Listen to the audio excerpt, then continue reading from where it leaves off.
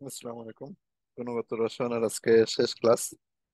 আজকে হলো আয়ন শনাক্তকরণ দেখবো, তবে তার আগে আমরা আয়ন শনাক্তকরণের আগে একটা প্রশ্ন একটু দেখবো।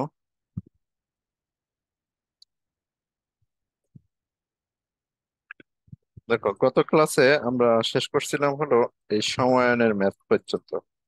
আজকে আমাদের আয়ন শনাক্তকরণ থেকে শুরু হবে। আয়ন শনাক্তকরণ মূলত মোট আটটা, সাতটা আয়ন করলে হয়ে যায়।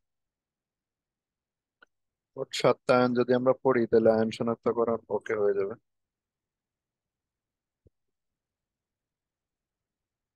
দেখো, আয়ন শনাক্তকরণ এখানে আছে ammonium ion, ammonium ion, aluminium ion, calcium, sodium, copper, এই কয়টা করলে হয়। আর আয়রন 2+3+, এটা এখন পর্যন্ত কখনো আসে নাই। আর অম্লীয় যদি বলি তা ক্লোরাইড সালফেট বেশি আসছে, কার্বনেট আজ পর্যন্ত আসে নাই। তাহলে এই ক্লোরাইড সালফেট এই দুইটা, আর এখানে অ্যামোনিয়াম অ্যালুমিনিয়াম এইগুলা, এই পাঁচটা এখান থেকে, ওপরে পাঁচটা ও ক্ষারীয়, আর নিচে হলো তিনটা সাতটা। তো এগুলো এমন কোনো আহামরি কঠিন জিনিস না, একটা ফরম্যাট, মানে সেই ফরম্যাটটা শিখাই দিব, ওই ফরম্যাটে জাস্ট লিখে দিলে হয়ে যাবে। আচ্ছা, কোনটা কোথায় আসছে? ক্ষারীয় আয়ন দেখো, দিনাজপুর বোর্ড, ময়মনসিংহ বোর্ডে আসছে হলো কপার। দিনাজপুর বোর্ডে আসছে, দিনাজপুর বোর্ডে খুব আসে, মানে আয়ন শনাক্তকরণ ওদের খুব প্রিয়। কপার এখানে এটা আসছে হলো ময়মনসিংহ বোর্ড, তবে যে কোনো বোর্ডে কিন্তু আসতে পারে। এটা আসছে বরিশালে, এই যে সব সালগুলো দেওয়া আছে কোনটা কোথায় আসছে। এখন আসা যাক, আমাদের গত ক্লাসের আমরা একটা প্রশ্ন বলছিলাম যে সমায়ন যোগ করলে যে দ্রাব্য তার হ্রাস পায় কেন, ব্যাখ্যা করো। তো এই প্রশ্নটা আমরা ম্যাথ গুলো করছিলাম, নিচের গুলো হলো ম্যাথ। এই আরবিতেই, সেটাও ম্যাথ দিয়ে করা যায়, ব্যাখ্যা দিয়েও করা যায়। তা কখন ম্যাথ করা যায় আর কখন ম্যাথ করা যায় না, মানে ম্যাথ ছাড়া ব্যাখ্যা দিয়ে বলতে হয়, সেই প্রশ্নটার আমরা একটু পার্থক্যটা দেখি। এই দুইটা প্রশ্নের মধ্যে আমরা দেখলে পার্থক্য বুঝতে পারবো। একটা হলো রাজশাহী বোর্ড 23/7 আর হলো ময়মনসিংহ বোর্ড 22/7 এই দুইটা প্রশ্নের মধ্যে কম্পেয়ার করলে বুঝতে পারবো আমরা যে কখন ম্যাথ করতে হয় আর কখন ম্যাথ করতে হয় না, মানে ম্যাথ ছাড়া করতে হবে, ব্যাখ্যা দিতে হবে। তো এই হলো আমাদের রাজশাহী বোর্ড 23/7 নম্বর প্রশ্ন। রাজশাহী বোর্ড 22 সাল না, 23 সালের, সরি।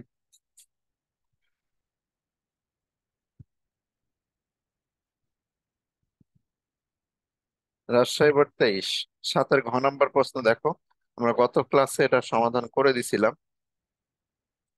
প্রশ্নতে দেয়া আছে হলো যে এই এমবি এর কেএসপি দেয়া আছে, এমবি এর কেএসপি দেয়া, আর বলছে কি ওই AB3 এর উপস্থিতিতে এমবি এর দ্রাব্যতা পরিবর্তিত হয়। এমবির মধ্যে যদি আমরা এবি যোগ করি তবে AB3 এর দ্রাব্যতা পরিবর্তিত হয়। তো আমি প্রশ্নটা একটু লিখে নিই, তাহলে আমার জন্য সুবিধা হবে তোমাদের বলতে। দুইটা প্রশ্নের মধ্যে কম্পেয়ার করব আমি। একটা হলো রাজশাহী 23 আর আরবি 23। মানে 7 দাগের প্রশ্ন বলছে এমবি এর কেএসপি দেয়া 1.8 ইন্টু 10⁻⁻10। আগে বলছে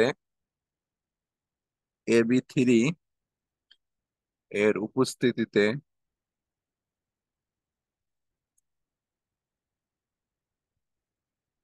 এমবি এর দ্রাব্যতা হ্রাস পায়।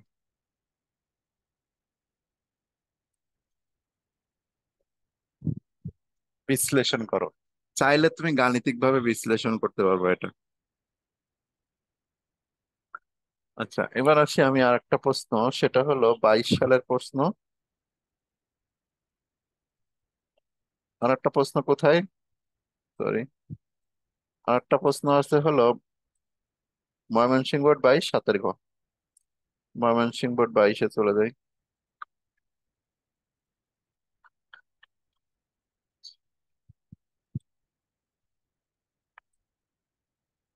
Mymensingh board 22, Mymensingh board 22/7। এই জায়গাটায় বলা আছে এ পাত্র আর বি পাত্র, এই যে এ পাত্রের দ্রবণকে বি পাত্রের দ্রবণে যোগ করলে এজিসিএল এর দ্রাব্যতা হ্রাস ঘটে। তাহলে এজিসিএল এর একটা সম্পৃক্ত দ্রবণ ময়মনসিংহ বোর্ড 22,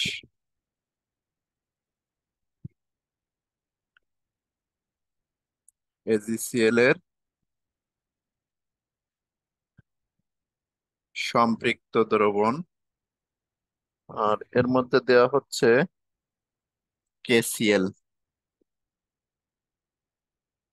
কেসিএল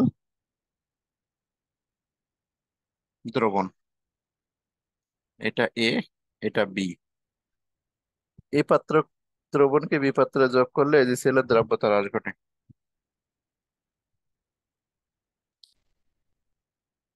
এ পাত্রের দ্রবণকে বি পাত্রে যোগ করলে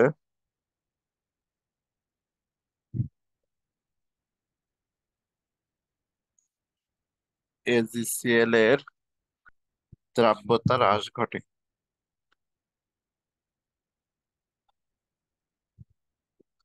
হ্রাস ঘটে, উত্তরের পক্ষে যুক্তি দাও।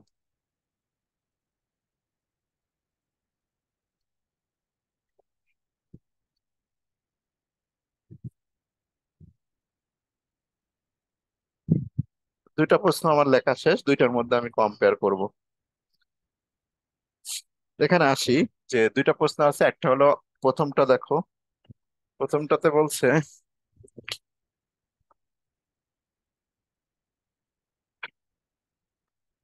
এটা ছিল রাজশাহী বোর্ড, রাজশাহী বোর্ড 23-এর 7 ঘ। এমবি এর কেএসপি দেয়া। কেএসপি যখন দেয়া, আমরা এই ম্যাথটা গতদিন করে দিয়েছিলাম, যে এমবি এর কেএসপি দেয়া, ওর মধ্যে এবি থ্রি এর উপস্থিতিতে এমবি এর দ্রাব্যতা কত গুণ হ্রাস পায় সেটা বের করা যায়।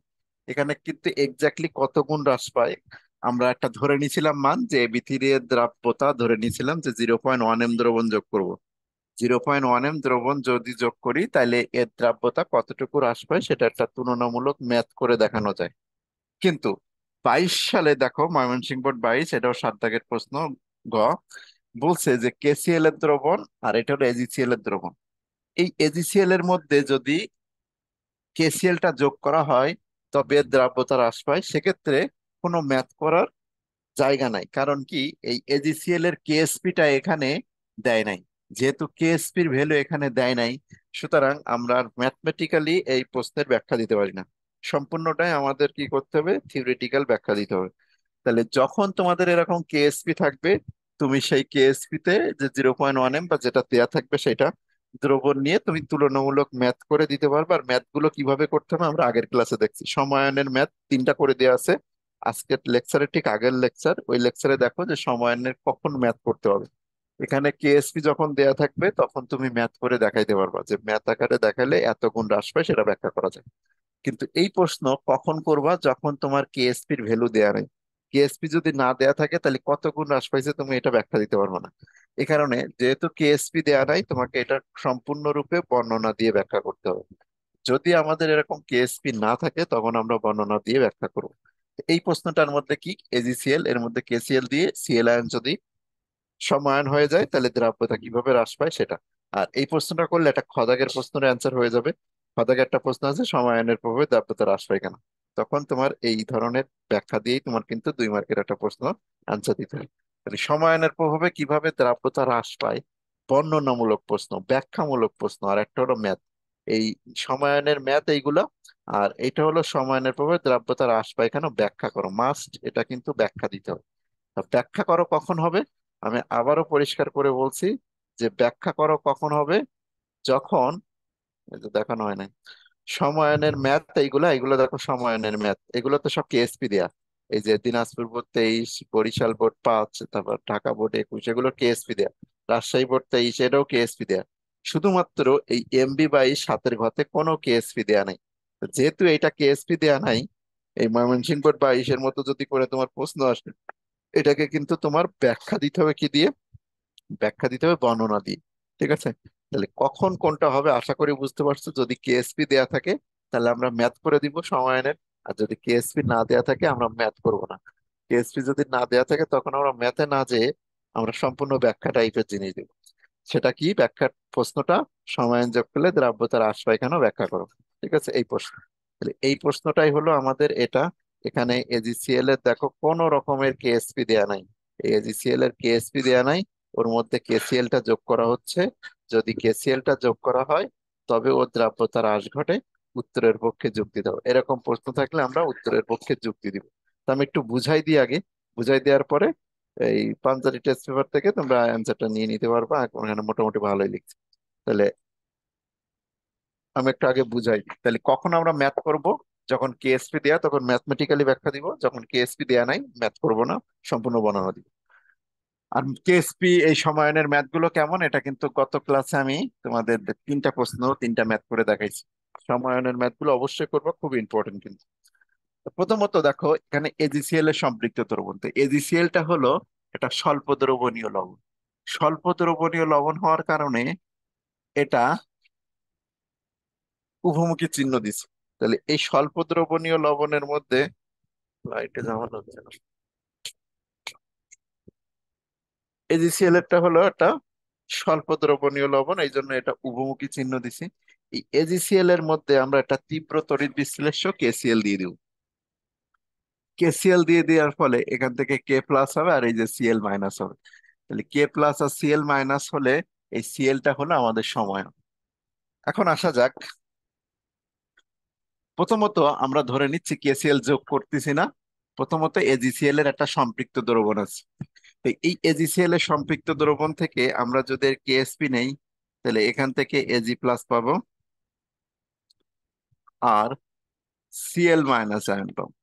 তাহলে এজি প্লাস আর সিএল মাইনাস আয়ন আমি পাইলাম এখান থেকে। এজি প্লাস আর সিএল মাইনাস আয়ন পাইলাম। এটার কেএসপি কি, একটা নির্দিষ্ট তাপমাত্রায় যে কোনো একটা পদার্থের কেএসপির ভ্যালু কিন্তু নির্দিষ্ট। ঠিক আছে, এটা নির্দিষ্ট তাপমাত্রায় তার কেএসপির ভ্যালুটা অবশ্যই কি থাকবে, নির্দিষ্ট থাকবে। নির্দিষ্ট তাপমাত্রায় তার লাইট কম হয়ে যায় না। আচ্ছা লাইট দিচ্ছি, ওয়েট।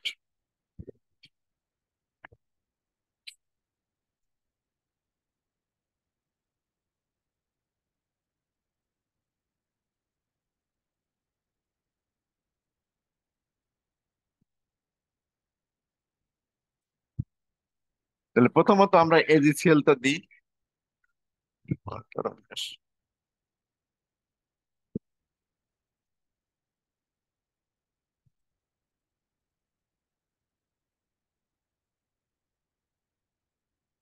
তাহলে এজিসিএল এর একটা স্বল্প দ্রবণীয় লবণ হওয়ার কারণে এটা সাম্যাবস্থাকে এরকম উভমুখী চিহ্ন দিলাম, এজি প্লাস আর কি সিএল মাইনাস।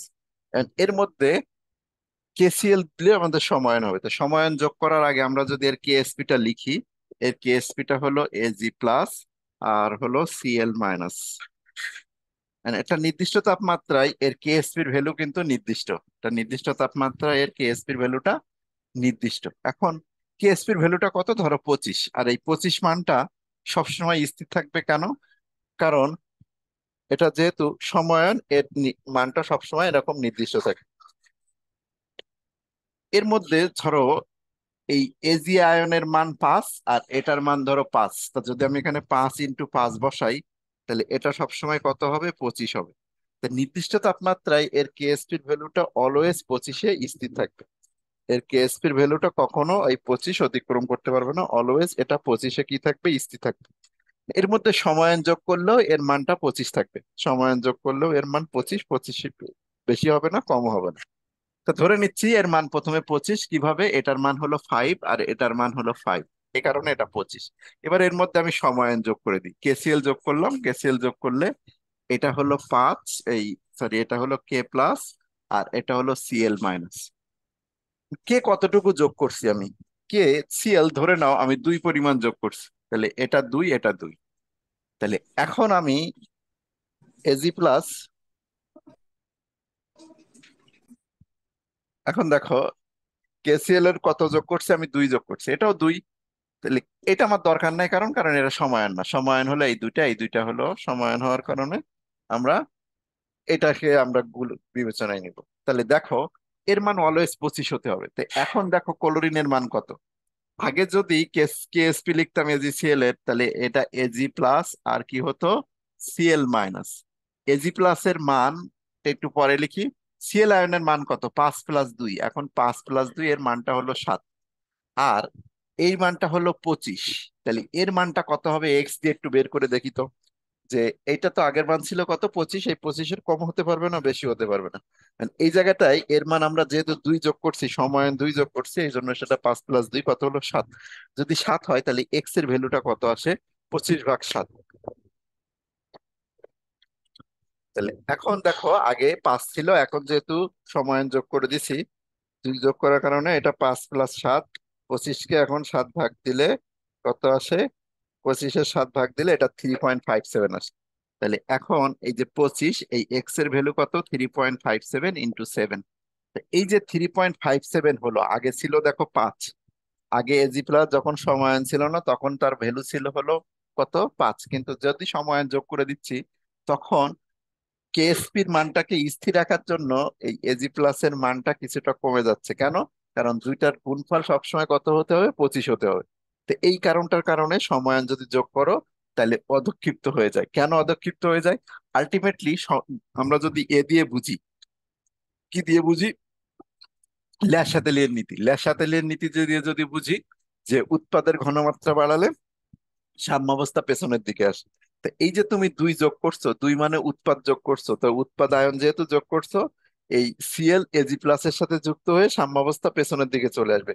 অর্থাৎ আমি উৎপাদে যোগ করছি বলে সাম্যাবস্থা পেছনের দিকে আসা মানে কিছু পরিমাণ এজোসিএল অধঃক্ষিপ্ত হয়ে যাওয়া, আগে যতটুকু ছিল তার থেকে যেহেতু বেশি হয়ে যাচ্ছে, এই কারণে সে কি হয়ে যাবে, অধঃক্ষেপ পড়বে। কেন? কারণ সময়ায়ন তুমি যোগ করে দিচ্ছ। আশা করি বুঝতে পারছো যে একটা নির্দিষ্ট তাপমাত্রায় কেএসপির মান যেহেতু স্থির থাকে, এই কারণে ওর মধ্যে যদি আমরা একটা সময়ায়ন যোগ করি, মানে উৎপাদে যদি কিছু একটা যোগ করি, তাহলে সে উৎপাদ যেহেতু বেশি হয়ে যায়, উৎপাদের সাথে সেটা যুক্ত হয়ে সাম্যাবস্থা পেছনের দিকে আসে। সাম্যাবস্থা পেছনের দিকে আসা মানে বিক্রিয়ক বেশি হয়ে যাবে, বিক্রিয়ক জমা হয়ে যাবে। তাহলে বিক্রিয়ক এখন কি হবে, অধঃক্ষেপ পড়বে। তো এটাই হলো মেন প্রিন্সিপাল, যে সময়ায়ন যদি যোগ করা হয়, আগে এজি প্লাস ছিল সিএল মাইনাস, ধরে নিচ্ছি যে এটার গুণফল 25, আর এই কেএসপির মানটা নির্দিষ্ট তাপমাত্রায় স্থির থাকে। এখন যদি তুমি 2 সিএল যোগ করো, মানে এখানে কেসিএল এর ভ্যালু ধরে নাও 2, যদি তুমি 2 যোগ করো তাহলে এখন এটা 5 আর 2 7 হচ্ছে। গুণফল 25-এ স্থির রাখার জন্য এই এজি আয়নের মানটা 3.57 হয়ে যায়। মানে যতই তুমি উৎপাদে যোগ করবে একটা আয়ন, আর একটার সাথে সেই মানটা কমে একটা অ্যাডজাস্ট ব্যালেন্স হবে, ব্যালেন্স হয়ে ওই মানটা 25-এ স্থির রাখার জন্য তারা কি করবে, একটার ভ্যালু কমাইতে থাকবে। এটা দিয়ে বোঝা যায়। আর একটা খুব সাম্যাবস্থা এ দিয়ে বোঝা যায় ল্যাসাতেলির নীতি দিয়ে, যে ল্যাসাতেলির নীতি অনুসারে যদি আমরা উৎপাদের ঘনমাত্রা উৎপাদ যোগ করি, তাহলে উৎপাদ যদি যোগ করা হয়, উৎপাদ যদি যোগ করা হয় তাহলে উৎপাদ সাম্যাবস্থাকে পেছনের দিকে নিয়ে আসে। তাহলে উৎপাদ যেহেতু ক্লোরিন যোগ করা হচ্ছে, তাহলে এটা উৎপাদে যোগ করা হচ্ছে, উৎপাদ যোগ করলে এর সাথে মিশে সেটা পেছনের দিকে নিয়ে আসে। তাহলে এই প্রশ্নটার অ্যান্সার গুছিয়ে যদি লিখতে চাও, এখান থেকে লিখতে পারো, এখানে মোটামুটি ভালো লেখা আছে। ঠিক আছে, এটা হলো সেই প্রশ্নটা, এই ময়মনসিংহ বোর্ড 22।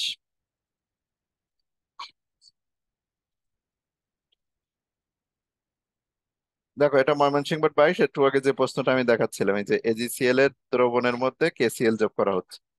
অ্যান্সারটা এই জায়গা থেকে দেয়া, এই যে ঘ দাগ। তাহলে বি পাত্রের দ্রবণ তথা এজিসিএল এর সম্পৃক্ত দ্রবণে এ পাত্রের দ্রবণ তথা কেসিএল দ্রবণ যোগ করলে এজিসিএল এর দ্রাব্যতা হ্রাস পাবে। এর কারণ নিচে ব্যাখ্যা দেওয়া হলো। তোমরা এরকম পয়েন্ট দিয়ে দিতে চাইলেও ভালো, পয়েন্ট দিয়ে দিলেও সমস্যা নেই, আর যদি প্যারা করে লিখতে চাও তবুও সমস্যা নেই। এজিসিএল হলো স্বল্প দ্রবণীয় লবণ, এটা কিভাবে বিয়োজিত হয়, এভাবে থাকে। এজিসিএল এর দ্রাব্যতা গুণফল এজি প্লাস সিএল মাইনাস একটি নির্দিষ্ট তাপমাত্রায় কেএসপির মান নির্দিষ্ট, কাজেই একটি নির্দিষ্ট তাপমাত্রায় AG plus CL minus molar ঘনমাত্রার গুণফলও সর্বদা ধ্রুবক। মানে এই দুটার গুণফল সবসময় কেএসপির মানটা স্থির থাকে। সুতরাং এজি প্লাস সিএল আয়নের মধ্যে কোনো একটির মোলার ঘনমাত্রার মান বৃদ্ধি করলে অপরটির মোলার মান অবশ্যই হ্রাস পাবে। এই যেটা আমি বললাম যে একটা যদি আমি বেশি করে দিই তাহলে আর একটা অবশ্যই হ্রাস পাবে। এই যে দেখো, সিএল আমি বেশি করে দিছিলাম, 5 আর 2 7 করে দিছিলাম, 7 করে দেওয়ার কারণে এই মানটা এই কেএসপির মানটা স্থির রাখার কারণে আর একটার মান দেখো কমে গেছে। এটা 3.57, আগে ছিল কত, 5 ছিল। তো ওই কথাটাই বলছে, এজি প্লাস আয়নে একটি মোলার ঘনমাত্রার মান বৃদ্ধি করলে অপরটির মোলার মান অবশ্যই হ্রাস পাবে, নতুবা কেএসপির মান স্থির বজায় থাকবে না। এই 3 নাম্বার পয়েন্টের কথা হলো এটা। 4 নাম্বার পয়েন্টে বলছে কি, এজিসিএল এর সম্পৃক্ত দ্রবণের সময়ায়ন সম্পূর্ণ তীব্র তড়িৎ বিশ্লেষ্য, কেসিএল যোগ করা হলে এর ফলে মিশ্র দ্রবণের সমায়নের মোলার ঘনমাত্রা বৃদ্ধি পায়। এই যে আমরা যদি কেসিএল যোগ করি তাহলে সিএলটা হলো আমাদের কি, সমায়ন হবে। ওই কথাটাই বলছে। আচ্ছা, এরপরে বলছে ল্যাসাতেলের নীতি দিয়ে ব্যাখ্যা। কেএসপির মান স্থির রাখার জন্য কিছু পরিমাণ সিএল প্রয়োজনীয় এজি প্লাস আয়নের সঙ্গে যুক্ত হয়ে এজিসিএল উৎপন্ন করে, যা অদক্ষেপ রূপে দ্রবণ থেকে পৃথক হয়, ফলে এজিসিএল এর দ্রাব্যতা হ্রাস পায়। এই পয়েন্টটা কিন্তু মোস্ট ইম্পর্টেন্ট। অর্থাৎ এতগুলো পয়েন্টের মধ্যে যদি তুমি এই পয়েন্টটা না লিখতে পারো তাহলে কিন্তু তোমার অ্যান্সার ফুলফিল হবে না। মাইন্ড ইট, এই পয়েন্টটা যদি তুমি না দিতে পারো তাহলে তোমার পয়েন্ট কিন্তু কখনোই প্রশ্নটা ফুলফিল হবে না। আর যদি খদাগের প্রশ্ন আসে, তুমি এইটুকু লিখলেই খদাগের অ্যান্সার শেষ। এইটুকু যদি লেখো এই প্রশ্নটা যে সময়ানের প্রভাবে দ্রব্যতার হ্রাস পায় কেন, এইটুকু লিখলেই তোমার খদাগের অ্যান্সার শেষ। তাহলে ল্যাসাতেলের নীতি অনুসারে কেএসপির মান স্থির রাখার জন্য, এই যে কেএসপির মানটাকে স্থির রাখার জন্য কি করবে, আমরা যেহেতু সিএল আয়ন যোগ করছি, তাহলে এই সিএল আয়ন এজি প্লাস আয়নের সাথে যোগ করে সাম্যাবস্থা পেছনের দিকে আসবে, অর্থাৎ দ্রাব্যতা হ্রাস পাবে। তো এইটাই হলো কথা, বলছে যে কেএসপির মান স্থির রাখার জন্য কিছু পরিমাণ সিএল আয়ন প্রয়োজনীয় এজি প্লাস আয়নের সঙ্গে যুক্ত হয়ে এজিসিএল উৎপন্ন করে, যা অদক্ষেপ রূপে দ্রবণ থেকে পৃথক হয়, ফলে এজিসিএল এর দ্রাব্যতা হ্রাস পায়। আশা করি বুঝতে পারছো কি বলছি, যে উৎপাদ যেহেতু আমি যোগ করছি, উৎপাদের সাথে এটা যুক্ত হয়ে সে কোন দিকে ফেরত আসবে, এই দিকে ফেরত আসবে। কেন ফেরত আসবে? কারণ সিএল আয়ন তুমি বাড়াই দিচ্ছ। ওরা তো এমন না যে এটা 7 আর এটা যদি 5 হয়ে যায়, এটা 7 আর এটা যদি 5 হয় তা দেখো 35 হয়ে যায়। কিন্তু আগেই বলছি এটা কখনো 25-এর বেশি হতে পারবে না। একটা নির্দিষ্ট তাপমাত্রায় এর মানটা অলওয়েজ কত হতে হবে, একটা নির্দিষ্ট তাপমাত্রায়। আবার দেখো, এটা যেহেতু আমি 5+2 করছি, তাহলে এর মানটা কত হয় 7, আর এর মানটা আগে থেকে কত ছিল 5। তাহলে 5 7 কত হয় 35। তাহলে 35 তো এটা কখনোই হতে পারবে না, একে অবশ্যই 25 হতে হবে। তাহলে 35 থেকে 25 যদি হতে হয়, তাহলে অবশ্যই এই এর সাথে কিছু অংশ যুক্ত হয়ে সেই দিকে চলে আসবে, অর্থাৎ কেএসপির মানটা স্থির রাখার জন্য এই সিএল এর সাথে এজি যুক্ত হয়ে এই পাশে চলে আসবে, মানে কিছু অংশ অদক্ষেপ পড়া শুরু করবে। তো এটাই হলো বলতে চাচ্ছে যে এই মানটা যদি আমরা বাড়াই দিই, তাহলে এই মানটা কত হয়ে যায়, 3.57 হয়ে যাচ্ছে। কারণ কি, তার সাথে ওই সিএল আয়নটা যুক্ত হয়ে এই পাশে চলে আসে। এই যে এর সাথে এই যে 5 থেকে, একে যদি 5 থেকে কমতে হয়, তা কোন দিকে গেলে 5 থেকে কমবে, এই দিকে যদি ব্যাক করে 5 আছে, ওকে 3.57 হতে হবে।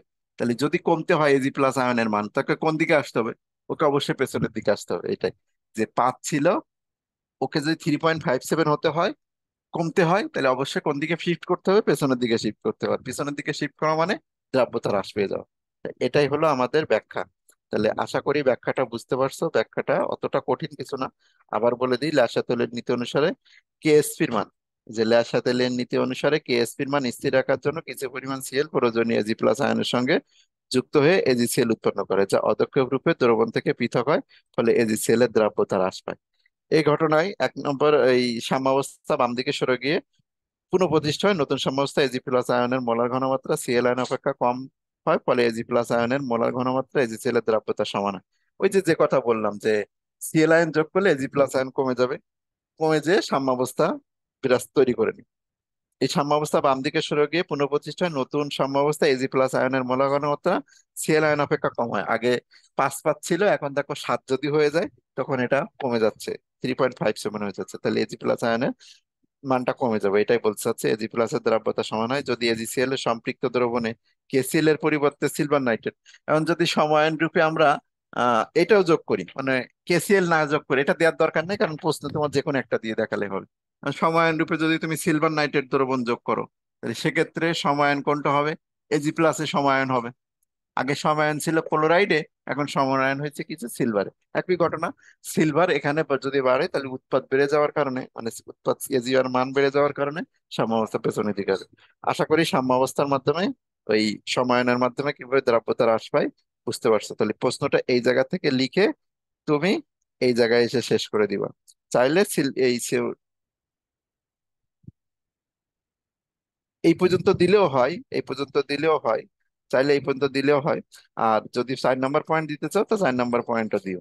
তাহলে এইটুকু প্রশ্ন ব্যাখ্যামূলক, কখন ব্যাখ্যা, যখন কেএসপির ভ্যালু দেওয়া থাকবে না তখন ব্যাখ্যা। তা আশা করি সময়ায়নের প্রভাবে দ্রাব্যতার হ্রাস পায় কেন প্রশ্নটার ব্যাখ্যার সময় অ্যান্সার পাইছো। আমরা এখন চলে যাব আয়ন শনাক্তকরণে। তা আয়ন শনাক্তকরণের আমরা নিয়মটা কিভাবে লিখবো সেটার একটা ফরম্যাট আমি আগে দেখাবো। আয়ন শনাক্তকরণ আমরা কয়টা পড়বো, আয়ন শনাক্তকরণ আমরা কয়টা পড়বো দেখো। ক্ষারীয়মূলক পর্ব হলো একটা, দুইটা, তিনটা, চারটা, চারটা, পাঁচটা। আর অম্লীয়মূলক পর্ব হলো তিনটা। এই 7টা আয়ন শনাক্তকরণ অ্যাটলিস্ট আমাদের জানতে হবে। আর এই দুটো এমসিকিউ এর জন্য জানা লাগে। তো এই 7টা আয়ন শনাক্ত করব কিভাবে, খুবই ইজি একটা প্রশ্ন। কিভাবে লিখতে হবে, এটা একটা গরু রচনার মতো, মানে যায় আসুক, ওইখানে মান লিখে দিলে হবে। কিভাবে লিখতে হবে আমি এটা দেখি। লেখার ফরম্যাটটা আগে দেখো, আইন শনাক্তকরণের লেখার ফরম্যাট যাই আসুক না কেন তুমি এইভাবে লিখবা। আইন শনাক্তকরণ লেখার ফরম্যাট মানে কোন ফরম্যাটে তুমি এটার অ্যান্সার দিবা। প্রথমে অ্যান্সার বলে এখান থেকে শুরু, যে আইনে আসুক সেটা পরে। লেখার ফরম্যাটে আমরা অ্যান্সার বলে এখান থেকে শুরু করব। পরীক্ষা বলে একটা পয়েন্ট, এই পয়েন্টে কি লিখবো? একটি টেস্ট টিউবে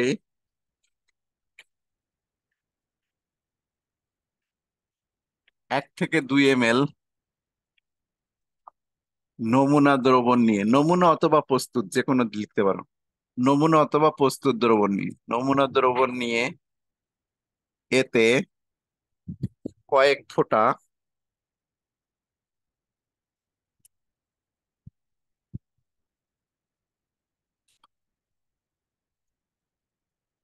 ড্যাশ দ্রবণ যোগ করলে ড্যাশ বর্ণের পদক্ষেপ পড়ে।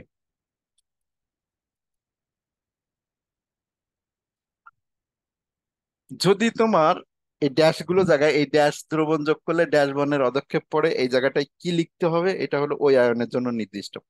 আর নিশ্চিতকরণ পরীক্ষা হলে আরেকটা লাইন দিতে হবে, উক্ত পদক্ষেপ, উক্ত পদক্ষেপে ড্যাশ যোগ করলে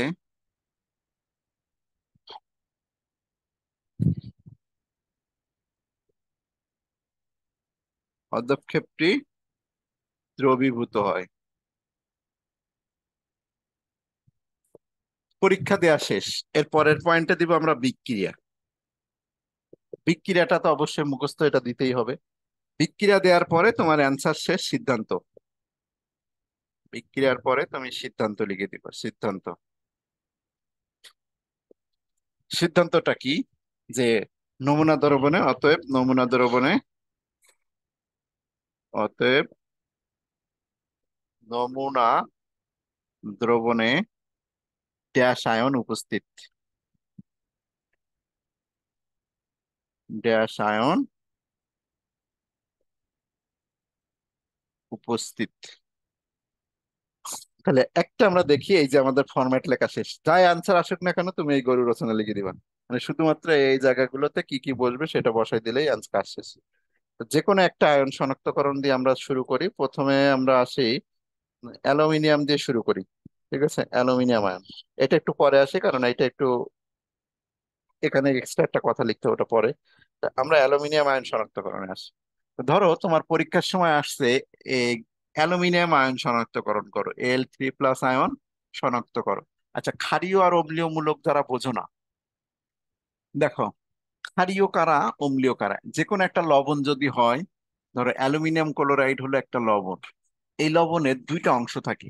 এই অ্যালুমিনিয়াম ক্লোরাইডের দুইটা অংশ। প্রথম অংশ যেটা, প্রথম অংশ যেটা এই অ্যালুমিনিয়াম, এটা হলো ক্ষারীয় মূলক। একটা লবণের দুইটা অংশ, এটা হলো কি ক্ষারীয় মূলক। কেন ক্ষারীয়? কারণ এটা ধাতু থেকে আসছে। অ্যালুমিনিয়ামটা ধাতু, ধাতু থেকে যেটা আসছে সেটা হলো ক্ষারীয়। আর এটা হলো ধাতু থেকে আসছে বা খাট থেকে আসছে, ঠিক আছে, খাট থেকে আসার কারণে এটা ক্ষারীয়। আর অম্লীয় মূলক কোনটা? এই শেষেরটা, শেষেরটা ঋণাত্মক আয়ন, এটা একটা অ্যাসিড থেকে আসে। অ্যাসিড থেকে যেহেতু অধাতু, অধাতুটা হলো অম্লীয় মূলক। এখন তোমার কোশ্চেন হতে পারে এটা কোন খাত থেকে আসছে? সিম্পল, এটা অ্যালুমিনিয়াম হাইড্রোক্সাইড থেকে আসছে, এই কারণে এটাকে ক্ষারীয় মূলক বলতেছি। আর এটাকে কেন অম্লীয় মূলক বলতেছি? কারণ এটা HCl থেকে আসছে। এত কিছু, বেশি কিছু না। একটা লবণের প্রথম অংশটা হলো ক্ষারীয়, শেষের অংশটা হলো অম্লীয়। প্রথম অংশটা হলো পজিটিভ, পজিটিভ অংশটা হলো ক্ষারীয়, শেষের অংশটা নেগেটিভ, নেগেটিভ অংশটা হলো অম্লীয়। এটা ঠিক থাকলেই তোমার হবে। প্রশ্ন কিভাবে আসবে এখান থেকে? তো এরকম একটা উদ্দীপক তোমার দেয়া থাকবে, ধরো AlCl এর ঘর কাটা আছে, এরকম AlCl3 দ্রবণ, AlCl3 দ্রবণ লেখা আছে। কথাকে তোমাকে বলবে যে উদ্দীপকের ক্ষারীয় মূলকটি শনাক্ত করো। উদ্দীপকের ক্ষারীয় মূলকটি, ক্ষারীয় মূলকটি শনাক্ত করো। উদ্দীপকের ক্ষারীয় মূলকটি শনাক্ত করো। ঠিক আছে। ওকে, তাহলে উদ্দীপকের ক্ষারীয় মূলকটি শনাক্তকরণ করবো একটি টেস্ট টিউবে। আমাদের পরীক্ষা যাই আসুক না কেন আমরা এইভাবে অ্যান্সার দিব। এই ক দাগের অ্যান্সার এটা। তাহলে পরীক্ষা একটি টেস্ট টিউবে 1 থেকে 2 ml নমুনা দ্রবণ নিয়ে এতে কয়েক ফোঁটা এই অ্যালুমিনিয়াম আয়ন শনাক্ত করার জন্য এই জায়গাটায় কি যোগ করতে হয়? NH4OH যোগ করতে হয়। একদম লেখার ফরম্যাট তুমি হুবহু এটা মুখস্থ করে এটা বসাই দিবা। এতে কয়েক ফোঁটা NH4OH দ্রবণ যোগ করলে সাদা বর্ণের মানে সাদা জেলির ন্যায় পদক্ষেপ পড়ে। সাদা জেলির ন্যায়, এখানে একটু এক্সট্রা, সাদা সাদা জেলির ন্যায়, সাদা জেলির ন্যায় পদক্ষেপ পড়ে। উক্ত পদক্ষেপে NaOH অতিরিক্ত পরিমাণ, একটু বেশি পরিমাণ, উক্ত পদক্ষেপে অতিরিক্ত পরিমাণ, অতিরিক্ত NH4OH যোগ করলে পদক্ষেপ দ্রবীভূত হয়। তাহলে প্রথম কথা হলো কি যে একটা টেস্ট টিউবে 1 থেকে 2 ml নমুনা দ্রবণ নিয়ে এতে কয়েক ফোঁটা যদি NH4OH যোগ করি তা সাদা জেলি নেওয়া পদক্ষেপ হবে। তাহলে সেই বিক্রিয়াটা কি হবে? বিক্রিয়াটা দিয়ে দিই। NH4OH, অ্যালুমিনিয়ামের লবণ, এই যে অ্যালুমিনিয়াম 3+, এটার মধ্যে আমরা NH4OH যোগ করব। তাহলে আসবে কি? অ্যালুমিনিয়াম হাইড্রোক্সাইড আর NH, বিক্রিয়াটা দেখো, এই পজিটিভ এই নেগেটিভটাকে নিয়ে চলে যাবে, তাহলে অ্যালুমিনিয়াম হাইড্রোক্সাইড আর NH4OH আলাদা হয়ে যাবে। সমতা পাইলে তুমি দিবা, আর না পারলে দেওয়ার দরকার নাই। যদি পারো ভালো, না পারলেও ভালো, সমস্যা না। সমতার জন্য এখানে কোনো মার্কস কাটবে না। সচরাচর সমতা না করলেও ফুল মার্কস দিয়ে দিবে। যদি সমতা ইজি হয় তুমি করে দিবে। যেমন এখানে ওইস হলো 3টা, তার মানে বুঝতেই পারতেছো এই জায়গাটা একটা 3 বসাইলে আমাদের সমতা হয়ে যাবে। ওইস 3টা হওয়ার কারণে NH4 এখানে একটা 3 দিয়ে দাও, তোমার সমতা শেষ। তাহলে এই যে যেটা তৈরি হয়েছে এটা হলো সাদা জেলি। এই যেটু পদক্ষেপ, পদক্ষেপ করলে এরকম একটা চিহ্ন দিবা, তীর চিহ্ন নিচের দিকে দেওয়া মানে অদক্ষিপ্ত হওয়া। তাহলে এটা হলো সাদা লিখে দিলে হবে, বা সাদা জেলির ন্যায় পদক্ষেপ পড়ে। সাদা জেলির ন্যায় কিসের পদক্ষেপ? Aluminium hydroxide. ওই পদক্ষেপের মধ্যে আমরা এখন কি যোগ করব? আরো যদি NH4OH যোগ করি, তাহলে অ্যালুমিনিয়াম হাইড, এই জায়গাটায় অ্যালুমিনিয়াম হাইড্রোক্সাইড না তো সোডিয়াম হাইড্রোক্সাইড, অতিরিক্ত না দিলেও চলে। ওই পদক্ষেপের মধ্যে যদি সোডিয়াম হাইড্রোক্সাইড, একটু কারেকশন করো, উক্ত পদক্ষেপে সোডিয়াম হাইড্রোক্সাইড হবে, অ্যামোনিয়াম হাইড্রোক্সাইড না, প্রথমে অ্যামোনিয়াম হাইড্রোক্সাইড পরে সোডিয়াম হাইড্রোক্সাইড। সোডিয়াম হাইড্রোক্সাইড যদি যোগ করি, কিসের মধ্যে যোগ করব? ওই পদক্ষেপটার মধ্যে, AlOH3 এর মধ্যে। তাহলে ওই পদক্ষেপটা এখন আর থাকবে না, ওই পদক্ষেপটা দ্রবণীয় হয়ে যাবে। NaAlO2 প্লাস হলো H2O। এই হলো আমাদের বিক্রিয়া শেষ, এই অদক্ষেপ দ্রবণী। সিদ্ধান্ত একই, নমুনা দ্রবণে কোন আয়ন শনাক্ত হলো? Al3+ আয়ন শনাক্ত হলো। তাহলে সিস্টেম দেখো সম্পূর্ণটাই খুবই সরল একটা সিস্টেম। জাস্ট হলো একটা টেস্ট টিউব নিয়ে তার মধ্যে 1 থেকে 2 ml নমুনা দ্রবণ, বা এখানে প্রস্তুত দ্রবণ লিখতে পারো, প্রস্তুত মানে যে দ্রবণটা তোমাকে দেওয়া হয়েছে, নমুনা দ্রবণ নিয়ে এতে কয়েক ফোঁটা অ্যামোনিয়াম হাইড্রোক্সাইড দ্রবণ যোগ করলে সাদা জেলির ন্যায় পদক্ষেপ পড়ে। এই সাদা উক্ত পদক্ষেপের যদি সোডিয়াম হাইড্রোক্সাইড যোগ করা হয় তো ওই পদক্ষেপটা আবার পানির মতো হয়ে যাবে, না আগের মতো বর্ণহীন হয়ে যাবে, পদক্ষেপ দ্রবীভূত হয়। তাহলে প্রথম বিক্রিয়া এটা, দ্বিতীয় বিক্রিয়া এটা, আয়নটা শনাক্ত হলো। আচ্ছা, এটার শীটটা আমি তোমাদের প্রোভাইড করব। শীটটা দেখো, আমাদেরই এক তোমাদেরই একজন জুনিয়র, মানে সে তোমার এ তো 24 সাল, সে 25 সালের পরীক্ষার্থী, ফার্স্ট ইয়ারে পড়ে। ওদের যখন পড়াইছিলাম তো ওরা নোট করছে, আমি মুখে বলছি, সেই অনুযায়ী ওরা দেখো এখানে নোটটা ওদের কাছে ছবি তুলে নিয়ে নিছে। আমি না, আমার লেখা লেকচার ফরম্যাট বা লেখার ফরম্যাট, পরীক্ষা একটা টেস্ট টিউবে 2 থেকে 1 ml বা 1 থেকে 2 ml, এটা কিন্তু কোনো বিষয় না। তুমি চাইলে 1 থেকে 2 ml লিখতে পারো, বা 2 থেকে 1 ml লিখতে পারো। এই প্রস্তুত দ্রবণ যদি তোমার ভালো লাগে, ওই যে যে দিছে সেই মেয়ের কাছে প্রস্তুত দ্রবণটা কতটা ভালো লাগছে। কারণ যদি তুমি চাও যে প্রস্তুত দ্রবণ না দিয়ে তুমি এই জায়গাটায় নমুনা দ্রবণ দিবা, কোনো সমস্যা নেই। একটি টেস্ট টিউব নলে 2 থেকে 3 ml বা 1 থেকে 2 ml বা 2 থেকে 1 ml যেটাই নাও, 1 থেকে 2 ml নমুনা, নমুনা দ্রবণ বা প্রস্তুত দ্রবণ। একটি টেস্ট টিউবে 1 থেকে 2 ml এতে কয়েক ফোঁটা ড্যাশ দ্রবণ যোগ করলে ড্যাশ বর্ণের পদক্ষেপ পড়ে। আর এই জায়গাটা এক্সট্রা একটা লাইন আমি অ্যাড করছি, উক্ত দ্রবণে দেয়ার যোগ করলে পদক্ষেপটি দ্রবীভূত হয়। এটা হলো নিশ্চিত পরীক্ষা। যখন নিশ্চিত পরীক্ষা মানে দুইটা বিক্রিয়া হবে, নিশ্চিত পরীক্ষা মানে আরেকটা বিক্রিয়া, প্রথম বিক্রিয়াটার পরে বিক্রিয়া। কেন নিশ্চিত বিক্রিয়া দেওয়ার দরকার হয়? কারণ সাদা পদক্ষেপ অনেক কিছুর হতে পারে। আর এই সাদা পদক্ষেপটা যে আসলে অ্যালুমিনিয়ামের কিনা, অ্যালুমিনিয়াম হাইড্রক্সাইডের কিনা, সেইটা বোঝার জন্য আরেকটা বিক্রিয়া দেওয়া হয়। ঠিক আছে, আরেকটা পরীক্ষা করা হয়। তাহলে আমরা এই যে নমুনা সিদ্ধান্ত, এরপরে বিক্রিয়া, এই যে প্রথম পরীক্ষা প্রথমে হলো পরীক্ষা পয়েন্ট, 2 নম্বর হলো বিক্রিয়া পয়েন্ট, আর 3 নম্বর হলো সিদ্ধান্ত পয়েন্ট। নমুনা দ্রবণে দেশায়ন উপস্থিত। এখানে একটা কথা খুব ভালো করে নির্দেশনা দেওয়া, যে সমতাকরণ নিয়ে মাথা ঘামাবে না। সমতা ভালো, না পারলেও সমস্যা নাই, সমতা দিলে ভালো হচ্ছে, এখানে একটা দাঁড়ি, না পারলে সমস্যা নাই। কি উৎপন্ন হয় তা অবশ্যই সঠিক লিখতে হবে। মানে এই যে অ্যালুমিনিয়াম হাইড্রক্সাইডের যে উৎপন্ন হয়েছে, এটা যদি তুমি না লিখতে পারো, সমতার কোনো ভ্যালু নাই। তুমি এই যে অ্যালুমিনিয়াম হাইড্রক্সাইড, আমি এদের খুব ডিরেকশন দেওয়া খুব কড়া ভাবে, যে অ্যালুমিনিয়াম হাইড্রক্সাইডের যে সাদা পদক্ষেপটা আসছে, এইটা যদি তুমি না বলতে পারো, তাহলে তোমার এই যে সমতা করো, সমতাতে 0 মার্ক। ঠিক আছে, তাহলে এটা আমি বলি যে স্টুডেন্টরা সবসময় একটা বিক্রিয়া নিয়ে ওদের মাথার মধ্যে ঘুরপাক খায়, সমতা করবো কি করে। আরে ভাই, সমতা তোমার কে বলছে? সমতা করা বিক্রিয়ার ম্যান্ডেটরি জিনিস না। বিক্রিয়ার ম্যান্ডেটরি জিনিস হলো কি উৎপন্ন হচ্ছে। একটা বিক্রিয়ার ম্যান্ডেটরি পয়েন্ট কি, যে তুমি এইটা যোগ করছো, এটা যোগ করছো, কি উৎপন্ন হয়েছে এটাই বলতে পারলো না, তুমি সমতা নিয়ে মাথা ঘামাচ্ছ। সমতা করাটা একদমই ফালতু, থার্ড ক্লাস ডিসিশন। ঠিক আছে, তাহলে ফালতু ডিসিশনটা পরে আসবা। ফালতু ডিসিশন যে পারে সে ভালো, না পারলেও সমস্যা নাই। কি উৎপন্ন হচ্ছে সেইগুলো যদি ঠিক করে লিখতে পারো, তোমার 99% কাজ শেষ। 1% কাজ হলো সমতা।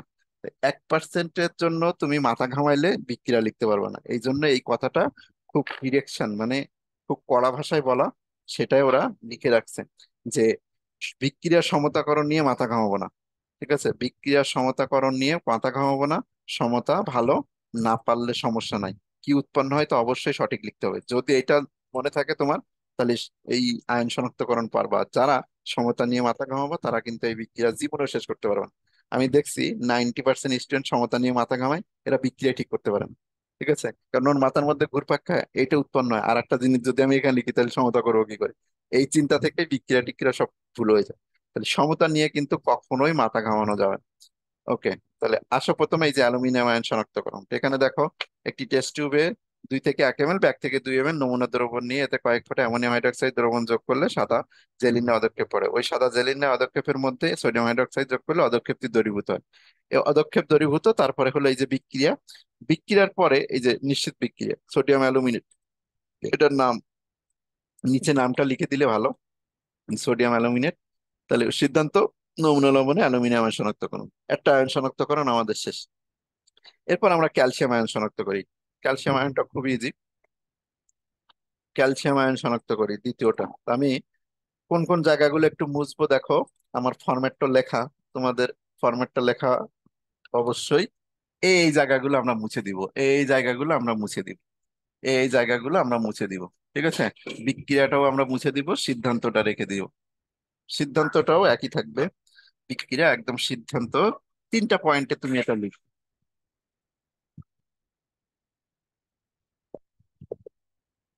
তাহলে এখন আমরা, ধরো এটার মধ্যে তোমার দেয়া আছে ক্যালসিয়াম ক্লোরাইড বা ক্যালসিয়াম ফ্লোরাইড বলছে। ক্যালসিয়াম ফ্লোরাইড দিয়ে বললো উদ্দীপকের ক্ষারীয় মূলকটি শনাক্ত করো। তা ক্ষারীয় মূলক হলো ক্যালসিয়াম। তাহলে একটা টেস্ট টিউবে 1 থেকে 2 ml নমুনা দ্রবণ নিয়ে এতে কয়েক ফোঁটা অ্যামোনিয়াম অক্সালেট যোগ করব। অ্যামোনিয়াম অক্সালেটের সংকেত হলো NH4 2 C2O4। তাহলে ক্যালসিয়াম আয়ন শনাক্ত করা যায় দুইটা দিয়ে, এই অ্যামোনিয়াম হাইড্রক্সাইড দিয়েও ক্যালসিয়াম আয়ন শনাক্ত করা যায়, আর এই অ্যামোনিয়াম অক্সালেট দিয়েও শনাক্ত করা যায়। অ্যামোনিয়াম অক্সালেট দুইটা দিয়েই কিন্তু এই ক্যালসিয়াম আয়ন শনাক্ত করা যায়। তবে সবচেয়ে ভালো হয় অ্যামোনিয়াম অক্সালেট দিয়ে করলে। একটা বিক্রিয়া দিবা, দিলেই হবে। ঠিক আছে, তাহলে অ্যামোনিয়াম হাইড্রক্সাইড বা অ্যামোনিয়াম অক্সালেট দিয়ে শনাক্ত করে আমরা অ্যামোনিয়াম অক্সালেটের পরীক্ষা দিচ্ছি। তাহলে একটা টেস্ট টিউবে 1 থেকে 2 ml নমুনা দ্রবণ নিয়ে এতে কয়েক ফোঁটা অ্যামোনিয়াম অক্সালেট দ্রবণ যোগ করলে এখানেও সাদা বর্ণের পদক্ষেপ তৈরি হয়, সাদা বর্ণের পদক্ষেপ পড়ে। এর কোনো নিশ্চিত পরীক্ষা দেওয়ার দরকার নাই, এই জন্য এই লাইনটা ক্যালসিয়ামের জন্য মাপ। ক্যালসিয়ামের শুধু একটাই কথা, যে কিসের পদক্ষেপটা পড়ছে এইটুকু যদি বলতে পারো তাহলে হবে। তাহলে বিক্রিয়াটা দিয়ে দিই আমরা। এই যে ক্যালসিয়াম আয়ন নিলাম, এর মধ্যে অ্যামোনিয়াম অক্সালেট। অ্যামোনিয়াম অক্সালেটের সংকেত লেখাটা একটু শিখাই। তোমরা অক্সালিক অ্যাসিড পড়ছো যে ওই ফার্স্ট সেকেন্ড পেপার চ্যাপ্টার 4, যে চ্যাপ্টার 3-তে অক্সালিক অ্যাসিড H2C2O4, মানে ওই যে জারণ বিজারণ H2C2O4 অক্সালিক অ্যাসিড। এই অক্সালিক অ্যাসিডটাকে তুমি চাইলে কিন্তু এভাবেও লিখতে পারতা, যে CH3CH, এই ফরম্যাটে। তাহলে এটা যদি H2 হয়, এই যে H2, সি কয়টা, দুইটা, অক্সিজেন কয়টা, চারটা, তাহলে C2H2C2O4। অ্যাসিড থেকে এইচ বাদ দিলে আমরা তার নাম জানি হলো এট। অ্যাসিড থেকে এইচ বাদ দিলে তার নাম হয়ে যায় কি, এট। যেমন ইথানোয়িক অ্যাসিড থেকে ইথানয়েড, ফর্মিক অ্যাসিড থেকে ফরমেট, ঠিক আছে। অ্যাসিটিক অ্যাসিড যদি বলি তা অ্যাসিটেট। তাহলে এটা যদি এইচটা বাদ দিয়ে দিই, C2O4 হয়ে যায়। আগে ছিল অক্সালিক অ্যাসিড, এখন নাম হয়ে গেছে অক্সালেট। তাহলে অক্সালেট যখন বলবো তো এইচ বাদ দিলে এই C2O4 এর ওপরে কয়টা চার্জ, দুইটা চার্জ, ঠিক আছে। তার মানে এই সালফেট যেমন একটা আয়ন, SO4 2- যেমন একটা যৌগমূলক, C2O4 2- একটা যৌগমূলক, এটার নাম অক্সালেট, এটার নাম সালফেট। অক্সালেট, এটা হলো সালফেট যেমন, এটার নাম হলো অক্সালেট। সালফেট যেমন এটা SO4, ফসফেট যেমন একটা যৌগমূলক PO4 3-, এগুলো তোমরা চেনো। NO3- যেমন একটা যৌগমূলক, নাইট্রেট, নাইট্রেট, ফসফেট, সালফেট, সেই অনুযায়ী C2O4 এর নামটা হলো কি, অক্সালেট। তো এই যে এটা হলো অ্যামোনিয়াম অক্সালেট, সংকেতটা এবার লেখা শিখাই। এই C2O4 2- আছে, এর কাছে যদি তুমি NH4 দিয়ে দাও, তাহলে যোজনীর ইন্টারচেঞ্জ হবে। তাহলে NH4, এর কাছে C2O4 এর 2 আসবে, আর এটা হয়ে যাবে C2O4। এইটার নাম হলো অ্যামোনিয়াম অক্সালেট, ঠিক আছে। এটার নাম কি, এটার নাম হলো অ্যামোনিয়াম অক্সালেট, ঠিক আছে। তো এই অ্যামোনিয়াম অক্সালেট আর এক ভাবে লিখতে পারো। এই যে NH4 দুইটা না, NH4 দুইটা, চাইলে তুমি এই জায়গায় একটা NH4 দিতে পারো, আর এখানে একটা NH4 দিতে পারো। কেন? কারণ এটা মাইনাস ছিল, এটা প্লাস, এটা মাইনাস ছিল, এটা প্লাস। তাহলে সংকেতটা দুইটা ভাবে তুমি লিখতে পারো। সিম্পলি তুমি লিখতে চাইলে NH4 2 C2O4 লিখবা, আর যদি ভালো করে লিখতে চাও এভাবেও লিখতে পারো, প্লাস টাস গুলো দেওয়ার দরকার নেই। C NH4 তা ওইভাবে লিখলে ভালো দেখায়।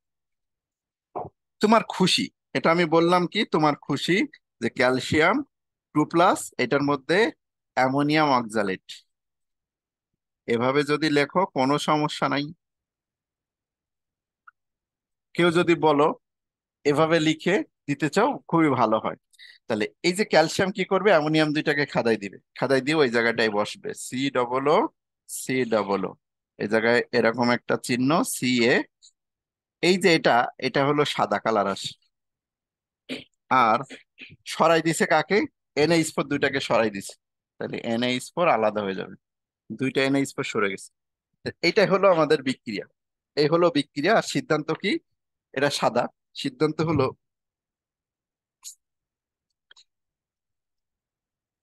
দ্রবণে ক্যালসিয়াম আয়ন উপস্থিত, দ্রবণে Ca2+ আয়ন উপস্থিত।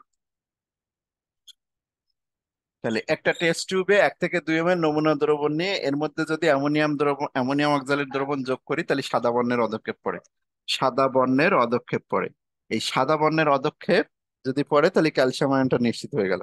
আর তুমি যদি চাও না আমার কঠিন লাগতেছে, এইভাবে আমি দিব না, তুমি এই ফরম্যাটে দিতে চাচ্ছ, কোনো সমস্যা নেই। টিচার তোমাকে বিন্দু মাত্র কিছু বলার ক্ষমতা রাখে না। তোমার ইচ্ছা খুশি তুমি এভাবে চাইলেও লিখতে পারো, অ্যামোনিয়াম অক্সালেটকে এভাবে লিখবে।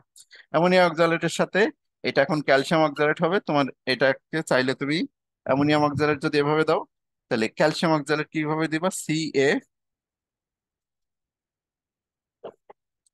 CaC2O4, এটা 2+, ওকে দিল, ওটা 2- একে দিল, তাহলে কারোর কাছে কোনো চার্জ থাকে না। এটা দিয়ে তুমি বলে দিলা যে এটা হলো সাদা।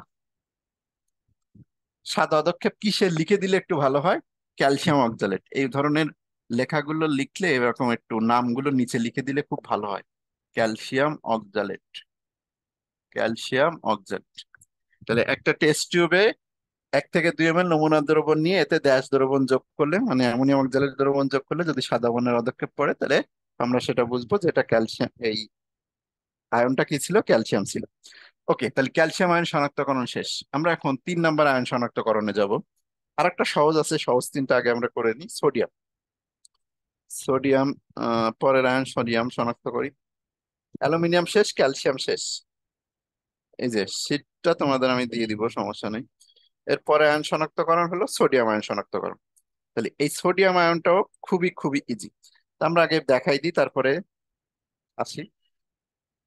আচ্ছা, ওই শীটে দেখো অ্যান্সার যেভাবে আছে, আমি যেভাবে বলছি তোমাদের, এই আমি যে তৈরি করে দেওয়া সুতরাং একই। এই যে আর একটা পরীক্ষা, ক্যালসিয়াম আয়নের দুইটা শনাক্তকরণ, দুইটা এখানে দিয়ে দিছি। দেখো ক্যালসিয়াম আয়ন শনাক্ত করতে হয় অ্যামোনিয়াম অক্সালেট দিয়ে, অ্যামোনিয়াম অক্সালেট দিলে এই যে ক্যালসিয়াম অক্সালেটের সাদা পদক্ষেপ পড়ে একটা টেস্ট টিউবে। এ একটা হলো সিদ্ধান্ত লেখে নাই এখানে, কিন্তু একটা জিনিস, সে যেহেতু ও হলো ফাঁকি দিছে কেন, কারণ ও জানে যে এরপরে সিদ্ধান্ত লিখতে হবে, এই জায়গায় কিন্তু মাস্ট সিদ্ধান্ত পয়েন্ট লিখতে হবে। ওরা কেন লেখে নাই, কারণ বলতেছে প্রত্যেক জায়গায় তো আমি বুঝছি যে কিভাবে লিখতে হয় ফরম্যাটে, এখানে কিন্তু সিদ্ধান্ত কথা যদি না লেখো তাহলে কিন্তু তোমার মার্কস ফুলফিল দিবে না। সিদ্ধান্ত মানে কি, এই যে দ্রবণে ক্যালসিয়াম আয়ন উপস্থিত। অ্যামোনিয়াম আয়ন আর একটা জিনিস দিয়ে শনাক্ত করা যায়, সেই বিক্রিয়াটা ওদের দেখাইছিলাম, তোমরা একটা দিয়ে শিখলে হবে। একটি টেস্ট টিউবে 1 থেকে 2 মিনিট নিয়ে যদি অ্যামোনিয়াম হাইড্রক্সাইড যোগ করা হয়, এই অ্যামোনিয়াম হাইড্রক্সাইড যোগ করলেও সাদা বর্ণের পদক্ষেপ পড়ে। সেক্ষেত্রে তুমি বিক্রিয়াটা দেওয়ার পরে এই যে বিক্রিয়া, এই যে ক্যালসিয়াম আর সাদা বর্ণের পদক্ষেপ, তারপরে এখানে বলবা যে ক্যালসিয়াম আয়ন উপস্থিত। এখানে সিদ্ধান্ত কথা কিন্তু লেখে নাই। সিদ্ধান্ত কথাটা সে স্কিপ করছে, কেন স্কিপ করছে, কারণ সিদ্ধান্ত কথাটা সে জানে। একটা ভালো স্টুডেন্টের জন্য বারবার একই কথা লেখার দরকার নাই, ঠিক আছে? তাহলে এই জায়গায় সিদ্ধান্ত পয়েন্টে কি লিখতে হবে, যে দ্রবণে ক্যালসিয়াম আয়ন উপস্থিত, এখানে কিন্তু সিদ্ধান্ত কথাটা লিখতে হবে। ওকে, তাহলে ক্যালসিয়াম আয়ন শনাক্ত করা যায় দুইটা দিয়ে, আমি দুইটাই বলছিলাম, দুইটা দিয়ে ওদের দেখাচ্ছি। এখন আমরা আসবো সোডিয়াম আয়ন শনাক্তকরণ। তাহলে সোডিয়াম আয়ন শনাক্তকরণ বলি। তাহলে এখন ধরো তোমার উদ্দীপক আসছে সোডিয়াম ক্লোরাইড দিয়ে, বলছে উদ্দীপকের ক্ষারীয় মূলকটি শনাক্ত করো। তাহলে একটা টেস্ট টিউবে 1 থেকে 2 ml দ্রবণ নিয়ে এতে কয়েক ফোঁটা কি দ্রবণ যোগ করব, পটাশিয়াম পাইরো অ্যান্টিমোনেট K2H2SB2O7 দ্রবণ। তাহলে এইটা হলো আমাদের সেই ড্যাশ। তাহলে একটি টেস্ট টিউবে 1 থেকে 2 ml নমুনা দ্রবণ নিয়ে এতে কয়েক ফোঁটা K2H2SB2O7 পটাশিয়াম পাইরো অ্যান্টিমোনেট। বাংলা লিখে দিলে কিন্তু ভালো হয়। এ ধরনের নতুন যখন যৌগ আসে তখন তার বাংলাটা লিখে দিতে হয়, পটাশিয়াম পাইরো অ্যান্টিমোনেট। পটাশিয়াম পাইরো অ্যান্টিমোনেট বলে, অ্যান্টিমোনেট, পটাশিয়াম পাইরো অ্যান্টিমোনেট বলে ব্র্যাকেটে সংকেতটা দিতে হয় K2। সব দেখো 2 2, K2H2, তারপরে আবার হলো SB মানে অ্যান্টিমনি, SB2O7, 2 2 7, তিনটা দুইয়ের পর একটা সাত, K2H2SB2O7 দ্রবণ যোগ করলে সাদা বর্ণের পদক্ষেপ পড়ে। তো এবার বিক্রিয়াটা কি হবে দেখো। তাহলে আমি সোডিয়াম আয়ন নিছি, এর মধ্যে যোগ করছে হলো K2H2SB2O7। যদি যোগ করা হয়, এই সোডিয়াম কি করবে, পটাশিয়ামকে খাদাই দিবে, খাদাই দিয়ে ওই জায়গাটাকে বসে যাবে Na2H2SB2O7 প্লাস হলো K প্লাস। তাহলে K প্লাস মানে এই যে এটা হলো এখানে চলে যাবে, দুইটা পটাশিয়াম বলে এখানে চলে গেল। তাহলে এই যে এখানে একটা চিহ্ন দিয়ে বলবা, একটা অদক্ষেপ চিহ্ন, অদক্ষেপ চিহ্ন দিয়ে বলে দিবা যে এটা সাদা, এটা হলো সাদা বর্ণ। দ্রবণে কোন আয়ন উপস্থিত, দ্রবণে সোডিয়াম আয়ন উপস্থিত। সিদ্ধান্ত, তাহলে একটা টেস্ট টিউবে 1 থেকে 2 ml নমুনা দ্রবণ নিয়ে এতে K2H2SB2O7 দ্রবণ যোগ করলে সাদা বর্ণের পদক্ষেপ পড়ে, পদক্ষেপ পড়ে বলে বিক্রিয়াটা দিলা, বিক্রিয়াটা দেওয়ার পরে তোমার কাজ শেষ। সিদ্ধান্তটা মাস্ট লিখতে হবে যে দ্রবণে সোডিয়াম আয়ন উপস্থিত, ঠিক আছে? তো এই যে শীটেও আমি ওইভাবে দিয়ে দিছি, তোমরা শীটটাও দিয়ে দিব গ্রুপে। সোডিয়াম আয়ন শনাক্তকরণ একটি টেস্ট টিউবে, সিদ্ধান্ত নমুনা দ্রবণে। এখানে যা আছে নামটা অবশ্যই লিখতে বলছিলাম, যে পটাশিয়াম পাইরো অ্যান্টিমোনেট দ্রবণ যোগ করলে এই যে সাদা পদক্ষেপ আসে। ওকে, তাহলে এই গেল হলো আমাদের সোডিয়াম আয়ন শনাক্তকরণ। এখন আমরা চলে যাব অ্যামোনিয়াম আয়ন শনাক্তকরণ, 4 নম্বর আয়ন শনাক্তকরণ। এখন এই অ্যামোনিয়াম আয়ন শনাক্তকরণটা একটু বড়, মানে ওইগুলোর থেকে একটু বড়। কারণ কিভাবে উদ্দীপক আসতে পারে, ধরো এখানে তোমার উদ্দীপক আসলো যে অ্যামোনিয়াম সালফেট। অ্যামোনিয়াম সালফেট দিয়ে বললো উদ্দীপকের ক্ষারীয় মূলকটি শনাক্ত করো, উদ্দীপকের ক্ষারীয় মূলকটি শনাক্ত করো। তাহলে একটা টেস্ট টিউবে 1 থেকে 2 ml নমুনা দ্রবণ নিয়ে এতে কয়েক ফোঁটা, এই ধরনের জায়গাটা একটু চেঞ্জ করতে হবে। একটি টেস্ট টিউবে নমুনা দ্রবণ নিয়ে কয়েক ফোঁটা নেসলার বিকারক, এখানে লিখবা কি, নেসলার বিকারক বা নেসলার দ্রবণ। নেসলার বিকারক বা নেসলার দ্রবণ বললেও হবে। নেসলার দ্রবণ, এই জায়গাটায় ড্যাশের জায়গাটায় কি লিখবা? নেসলার লিখবা। নেসলার লিখে সংকেতটাও লিখে দিলে ভালো হয়, K2HgI4। K2HgI4 নেসলার দ্রবণের সংকেত, K2HgI4। K2HgI4, কেউ কেউ চাইলে KHgI3ও লিখতে পারে, KHgI3ও লিখতে পারে, কারণ দুটাই সঠিক। কারণ তুমি বললো যে KHgI3 বা K2HgI4 দুইটাই সঠিক কেন? আসলে এই K2HgI3 এর সাথে আর একটু পটাশিয়াম আয়োডাইড যোগ করা হয়, মানে এটাকে একটু গাঢ় করার জন্য। এখন দেখো সংকেতটা কি হয়ে যায়, এই পটাশিয়াম পটাশিয়াম যোগ করে K2 হয়, Hg থাকে একটা, আই থাকে হলো চারটা। এ কারণে কেউ যদি KHgI3 অথবা K2HgI4 লেখো, দুইটাই সঠিক। চাইলে তুমি K2HgI3 লিখতে পারো, চাইলে K2HgI4 অথবা KHgI3 লিখতে পারো, এটা এটা দুইটার যে কোনো একটা লিখলে হয়। তাহলে একটা টেস্ট টিউবে 1 থেকে 2 ml নমুনা দ্রবণ নিয়ে এতে কয়েক ফোঁটা নেসলার দ্রবণ যোগ করলে অ্যামিনো মার্কিউরিক আয়োডাইডের বাদামি বর্ণের পদক্ষেপ পড়ে। এই জায়গাটায় বাদামি বর্ণের পদক্ষেপ পড়ে, চাইলে এটুকু লেখো বাদামি বর্ণের পদক্ষেপ পড়ে। এখন বাদামি বর্ণটা কিসের সেটা লিখে দিলে একটু ভালো হয়, যে বাদামি বর্ণের অ্যামিনো মার্কিউরিক আয়োডাইডের, অ্যামিনো মার্কিউরিক আয়োডাইডের। আগেই বলে দিচ্ছি যে বাদামি বর্ণের অদক্ষেপ পড়ে, কেউ যদি কঠিন মনে হয় এই যে এইটুকুই লেখো, কোনো সমস্যা নেই। এই জায়গাটায় তুমি বাদামি বর্ণ লেখো, কোনো সমস্যা নেই। মানে আগের ওই ফরম্যাট ঠিক রাখো, কোনো সমস্যা হবে না। একটা টেস্ট টিউবে 1 থেকে 2 ml নমুনা দ্রবণ নিয়ে এতে কয়েক ফোঁটা নেস্টার দ্রবণ যোগ করলে বাদামি বর্ণের অদক্ষেপ পড়ে। এইটুকু বলার পরে তুমি আর একটু কথা বলবো যে নেস্টার দ্রবণটা কি জিনিস। নেস্টার দ্রবণ হলো, এখানে একটু বলে দিলা যে বিক্রিয়ার মধ্যে বললে হবে পয়েন্টটা। নেসলার দ্রবণ হলো, নেসলার দ্রবণ হলো ক্ষারীয় K2HgI4। এটুকু বললে দিলে তোমার একটু ভালো বিক্রিয়ার মধ্যে যে নেসলার দ্রবণ কোনটা। নেসলার দ্রবণ হলো ক্ষারীয় K2HgI4। তাহলে প্রথমত দেখো আমরা আয়ন শনাক্ত করতেছি হলো অ্যামোনিয়াম আয়ন। অ্যামোনিয়াম আয়নে, এই যে অ্যামোনিয়াম আয়নের সাথে প্রথমে ক্ষারটা বিক্রিয়া করবে। ক্ষারটা কি জিনিস ছিল? পটাশিয়াম হাইড্রক্সাইড বা সোডিয়াম, এটা পটাশিয়াম হাইড্রক্সাইড নিতে হয় অথবা সোডিয়াম হাইড্রক্সাইড, যে কোনো একটা ক্ষারের সাথে KHgI4 একসাথে করা থাকে। K2HgI4 প্লাস হলো সোডিয়াম হাইড্রক্সাইড, এই দুটা মিলেই কিন্তু নেস্টার বিকারক, কারণ নেস্টার বিকারকটা একটা ক্ষার দ্রবণের মধ্যে থাকে। তাহলে প্রথমে এই ক্ষারের সাথে অ্যামোনিয়াম আয়নের বিক্রিয়া হয়। এই ক্ষারের সাথে অ্যামোনিয়াম আয়নটা বিক্রিয়া করে, বিক্রিয়া করে তৈরি করে নেয় অ্যামোনিয়া গ্যাস। অ্যামোনিয়া গ্যাস তৈরি করে, আর এখান থেকে একটা H+, এখান থেকে একটা OH- মিলে পানি তৈরি হয়। আর এই যে সোডিয়াম আয়নটা, এটা আলাদা হয়ে যাবে। তাহলে কি কাজ হলো, যে আমরা একটা টেস্ট টিউবে 1 থেকে 2 ml নমুনা দ্রবণ নিয়ে এর মধ্যে কয়েক ফোঁটা নেসলার দ্রবণ যোগ করে দিছি। নেসলার দ্রবণ মানে কি? ক্ষার প্লাস K2HgI4 যোগ করলে বাদামি বর্ণের পদক্ষেপ পড়বে। তো এখানে কিন্তু প্রথমে ক্ষারের সাথে অ্যামোনিয়াম আয়নটা বিক্রিয়া করে অ্যামোনিয়া গ্যাস তৈরি করে নেয়। বিক্রিয়াটা কি? এই যে অ্যামোনিয়াম আয়নের মধ্যে কি কি জিনিস আছে? NH3 আছে প্লাস একটা H+ আছে। তাহলে এই NH3 আছে আর একটা H+ আছে। NH3টা এই যে আলাদা হয়ে গেল, আর এই H+টা এর সাথে থেকে OH নিয়ে, এই H+ এই OH নিয়ে পানি হয়ে গেল, আর বাকি থাকে কি? Sodium ion. তাহলে সোডিয়াম আয়নটা এই যে আলাদা করে দিলাম। তাহলে সিম্পলি কোনটা কি, যে NH3 থেকে একটা H+ যাবে, এখান থেকে একটা OH নিবে, নিয়ে পানি হয়ে গেল। এর কাছে কি থাকবে? NH3 থাকবে, NH3টা এই দিয়ে দিলাম, আর সোডিয়াম আয়নটা আলাদা করে দিলাম। বিক্রিয়াটা আমি ভেঙে বলে দিলাম, ভেঙে ভেঙে একদম। তাহলে কি হলো, প্রথমে যে নেসলার বিকারকের মধ্যে যে ক্ষারটা ছিল সেটা অ্যামোনিয়াম আয়নের সাথে বিক্রিয়া করবে, জায়গা ধরবে না কিন্তু। অ্যামোনিয়াম আয়নের সাথে যে ক্ষারটা ছিল সোডিয়াম হাইড্রক্সাইড ক্ষার, এই ক্ষারটার সাথে বিক্রিয়া করে এটা তৈরি করলো হলো NH3 পানি, আর হলো সোডিয়াম আয়ন। ওকে, এই যে ক্ষারটা থেকে যে অ্যামোনিয়াম আয়নটা তৈরি হলো, এই অ্যামোনিয়াম আয়নের সাথে এবার নেস্টার বিকারকের ডিরেক্ট বিক্রিয়া হবে K2HgI4।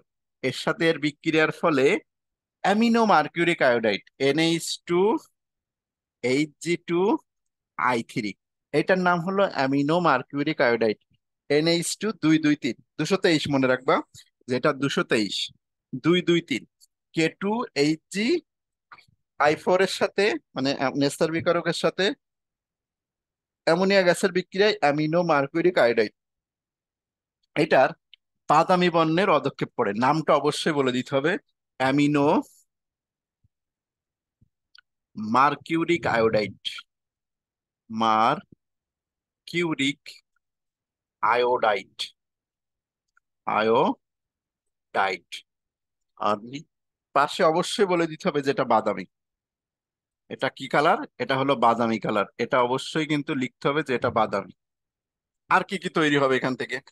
NH3 যেহেতু আছে, NH3 এর সাথে একটা আয়োডিন যুক্ত হয়ে NH4I, এটা তৈরি হবে। ঠিক আছে। আর কিছু পটাশিয়াম আয়োডাইড, এই যে পটাশিয়াম আর আয়োডিন মিলে কিছু পটাশিয়াম আয়োডাইড তৈরি হবে। ঠাড়া মুখস্থ রেখে দিতে হবে বিক্রিয়া। সিদ্ধান্ত, এখন সিদ্ধান্ত লিখে দিবা যে সিদ্ধান্ত কোন আয়ন উপস্থিত। সিদ্ধান্ত হলো দ্রবণে ড্যাশ আয়ন উপস্থিত। কোন আয়ন? দ্রবণে NH+4+ আয়ন উপস্থিত। তাহলে বিক্রিয়াটা কি হলো? উদ্দীপক থাকবে কি এরকম একটা থাকবে যার মধ্যে অ্যামোনিয়াম আয়ন অবশ্যই আছে। এই অ্যামোনিয়াম আয়নের মধ্যে ক্ষারীয় মূলক কোনটা? অবশ্যই পজিটিভটা। তাহলে উদ্দীপকের ক্ষারীয় মূলকটি শনাক্ত করো। তাহলে একটা টেস্ট টিউবে 1 থেকে 2 ml নমুনা দ্রবণ নিয়ে এতে নেস্টার দ্রবণ যোগ করলে বাদামি বর্ণের অদক্ষেপ পড়ে। 1 নম্বর পয়েন্ট শেষ। পরীক্ষা বিক্রিয়াতে এসে নেস্টার দ্রবণটা কি জিনিস সেটা একটু বলে দিলে খুবই ভালো হয়। যে নেস্টার দ্রবণ হলো ক্ষারীয় K2HgI4, ক্ষারীয় K2HgI4। এই ক্ষারটা হলো সোডিয়াম হাইড্রোক্সাইড বা পটাশিয়াম হাইড্রোক্সাইড, যে কোনোটাই হতে পারে। তার সাথে অ্যামোনিয়াম আয়ন বিক্রিয়া করে মেন যে জিনিস অ্যামোনিয়া গ্যাস, অ্যামোনিয়া গ্যাসটা তৈরি করে নিবে। ওই অ্যামোনিয়া গ্যাসের সাথে নেস্টার বিকারকের বিক্রিয়ায় অ্যামিনো মার্কিউরিক আয়োডাইডের বাদামি বর্ণের অদক্ষেপ আসবে। অ্যামিনো মার্কিউরিক আয়োডাইডের সংকেতটা মনে রাখার উপায় বলছে কি, 2 2 3, NH2 HG2I3, 2 2 3 দিয়ে মনে রাখবা। অ্যামিনো মার্কিউরিক আয়োডাইডের বাদামি বর্ণের অদক্ষেপ আসছে। আর এক্সট্রা কি তৈরি হবে? NH4I আর পটাশিয়াম আয়োডাইড। এরপরে সিদ্ধান্ত দ্রবণে NH4+ আয়ন উপস্থিত। আশা করি বুঝতে পারছো। কারণ আমি অ্যান্সারটা দেখাই দিই।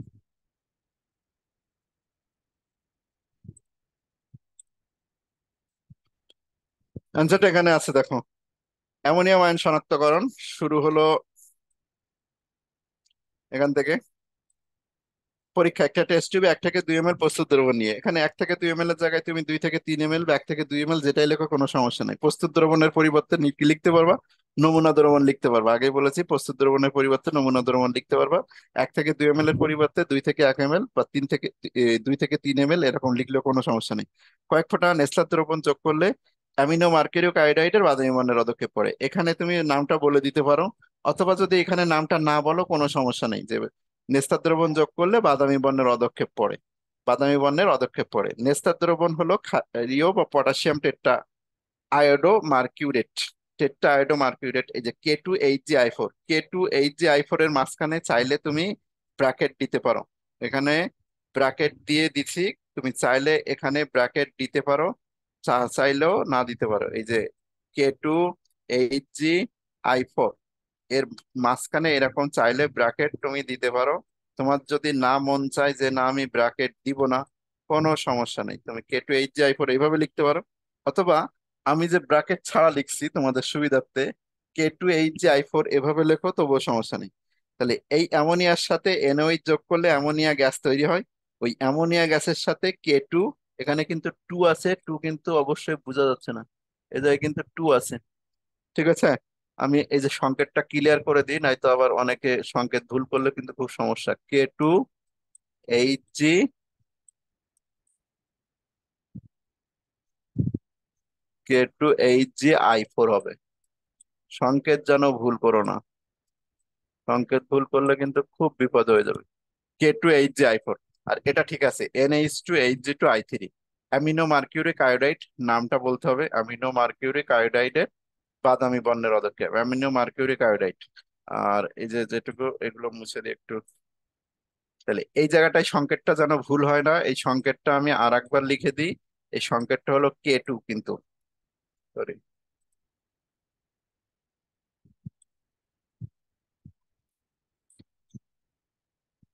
K2 Hg I4। মাউস দিয়ে লিখতে দেরি হয়। K2Hg I4। তাহলে K2Hg I4 যদি যোগ করা হচ্ছে, যোগ করলে NH2Hg2I3 অ্যামিনো মার্কিউরিক আয়োডাইডের বাদামি বর্ণের পদক্ষেপ পড়ে। চাইলে ক্ষারীয় পটাশিয়াম টেট্রাআয়োডো মার্কিউরেট, এই কথাটা তুমি চাইলে না চাইলেও নাও লিখতে পারো। যে নেস্তার দ্রবণ হলো ক্ষারীয় K2Hg I4। ক্ষারীয় K2Hg I4 লিখলে আর দরকার নেই। ক্ষারীয় K2Hg I4, এই যে এটা ক্ষারীয় K2Hg I4 হলো নেস্তার বিকারক। তাহলে প্রথমত একটা টেস্ট টিউবে 1 থেকে 2 ml দ্রবণ নিয়ে এর মধ্যে নেস্তার দ্রবণ যোগ করলে বাদামি বর্ণের পদক্ষেপ পড়ে, এইটুকু বললেই তোমার কাজ শেষ। তারপর বিক্রিয়ার মধ্যে আসবে কি, নেস্তার দ্রবণটা কি জিনিস, ক্ষারীয় K2Hg I4। এর সাথে অ্যামোনিয়া বিক্রিয়া করবে ক্ষারের সাথে, প্রথমে অ্যামোনিয়া গ্যাস তৈরি করবে, অ্যামোনিয়া গ্যাসের সাথে এটা যদি নেস্তার বিকারক দেওয়া হয়, তাহলে অ্যামিনো মার্কিউরিক আয়োডাইড এটার বাদামি বর্ণের পদক্ষেপ আসবে। তাহলে আমাদের সিদ্ধান্ত নমুনা দ্রবণে ড্যাশ আয়ন উপস্থিত। আশা করি বুঝতে পারছো। একবার প্র্যাকটিস করলে এটা ডাল ভাতের মতো একটা জিনিস। আর ডাল ভাত যদি জিনিস না খাইতে পারো, তাহলে তোমাদের আর ইন্টার পরীক্ষা দেওয়ার দরকার নেই, আর অ্যাডমিশন পরীক্ষা দেওয়ার নামই নেওয়ার দরকার নেই। যারা বলে যে আয়ন শনাক্তকরণ খুব কঠিন, আমি বলি যে পড়াশোনা বাদ দাও। আয়ন শনাক্তকরণ যদি না পড়ো, পড়াশোনা বাদ দেওয়া উচিত। ওকে, তাহলে আমরা 4টে আয়ন শনাক্ত করে ফেলছি, লাস্ট হলো কপার আয়ন শনাক্তকরণ। তাহলে এখন আসি আমরা কপার আয়ন শনাক্ত করব। কপার আয়ন শনাক্তকরণের ক্ষেত্রে আমাদের এই ফরম্যাটে একই রাখবো। এখানে কপার আয়ন শনাক্তকরণে ধরো প্রশ্নটা কেমন আসবে, এরকম তোমার উদ্দীপক দিয়ে দিছে কপার সালফেট। কপার সালফেট দিয়ে তোমাকে বলল যে উদ্দীপকের ক্ষারীয় মূলক কি, ক্ষারীয় মূলক মানে কপার আয়নটি শনাক্ত করো।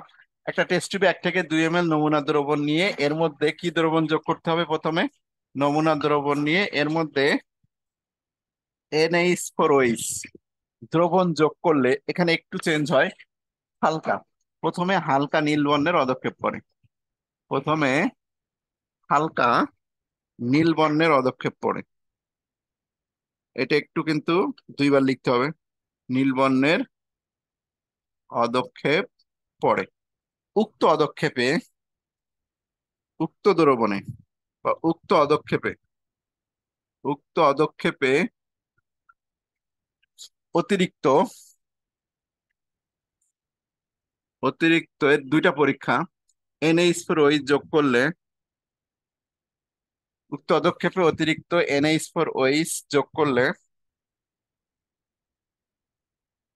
গাঢ় নীল বর্ণের দ্রবণ তৈরি হয়, গাঢ় নীল বর্ণের দ্রবণ তৈরি হয়। তাহলে এর পরীক্ষার কথাটা হলো 2 লাইন, একটু একটি টেস্ট টিউবে 1 থেকে 2 ml নমুনা দ্রবণ নিয়ে এতে NH4OH যোগ করব। যোগ করলে প্রথমে কি বর্ণের পদক্ষেপ আসবে, প্রথমে হলো সাদা বর্ণের পদক্ষেপ, এই নীল বর্ণের পদক্ষেপ আসবে। And ওই নীল বর্ণটা মধ্যে, মানে ওই যে নীল বর্ণের পদক্ষেপ আসবে তার মধ্যে যদি আরো বেশি NH4OH যোগ করি, মানে একটু বেশি পরিমাণে, তাহলে নীল বর্ণটা গাঢ় নীল বর্ণ হয়ে যাবে। ঠিক আছে, তাহলে প্রথম কথা হলো কি, কপার আয়ন নিচ্ছি আমরা বা কপার সালফেট নিচ্ছি ধরো। এই কপার সালফেটের মধ্যে আমরা যোগ করব হলো অ্যামোনিয়াম হাইড্রোক্সাইড। যোগ করলে এটা কি তৈরি করবে, কপার সালফেট ডট, এখানে এরকম গুণচ আকারে দিবা কপার হাইড্রোক্সাইড। এই জিনিসটা হলো হালকা নীল। Copper sulphate plus copper hydroxide যেটা, এটা হলো হালকা নীল কালার, বুঝছো? আর এটা একটা হালকা দানা দানা, হালকা নীল কালার, হালকা নীল কালারের দ্রবণ, হালকা নীল। আর এখানে কি তৈরি হবে, এখানে কিছু অ্যামোনিয়াম যেহেতু আছে, সালফেট আছে, অ্যামোনিয়াম সালফেট হবে। সমতার কথা ভুলে যাও, নো নিড, সমতা কোনো দরকার নেই। অ্যামোনিয়াম সালফেট তৈরি করলো। তাহলে প্রথমে আমরা NH4OH যোগ করলাম, দেখো হালকা নীল বর্ণের পদক্ষেপ পড়ে, হালকা নীল বর্ণের পদক্ষেপ পড়ে, কথাটা লেখো, হালকা নীল বর্ণের পদক্ষেপ পড়ে বা দ্রবণ তৈরি হয়। উক্ত পদক্ষেপে, উক্ত পদক্ষেপে অতিরিক্ত, এখন এইটার মধ্যে, এই সম্পূর্ণটার মধ্যে, মানে এই দ্রবণটার মধ্যে সম্পূর্ণটার মধ্যে আরো NH4OH যোগ করবো। তাহলে ওই সম্পূর্ণটা আবার নিয়ে আসো, এই জায়গা থেকে একদম এই পর্যন্ত সম্পূর্ণটাই বিক্রিয়কে নিয়ে আসো। তাহলে copper sulphate plus copper hydroxide মানে ডট প্লাস NH4 2SO4, এই সম্পূর্ণটা নিয়ে আসলাম। নিয়ে এসে এর মধ্যে কি যোগ করব? অতিরিক্ত পরিমাণ NH4OH মানে বেশি পরিমাণে একটু যোগ করলে গাঢ় নীল বর্ণের দ্রবণ তৈরি হবে। সেটা কি? জটিল আয়ন একটা টেট্টামিনো কপার সালফেট। এই দ্রবণটা হলো গাঢ় নীল বর্ণের পদক্ষেপ পড়ে। আর এর সাথে আমাদের আর কিছু না, পানি তৈরি হবে। এর সাথে আমাদের একটু কি পানি তৈরি হবে,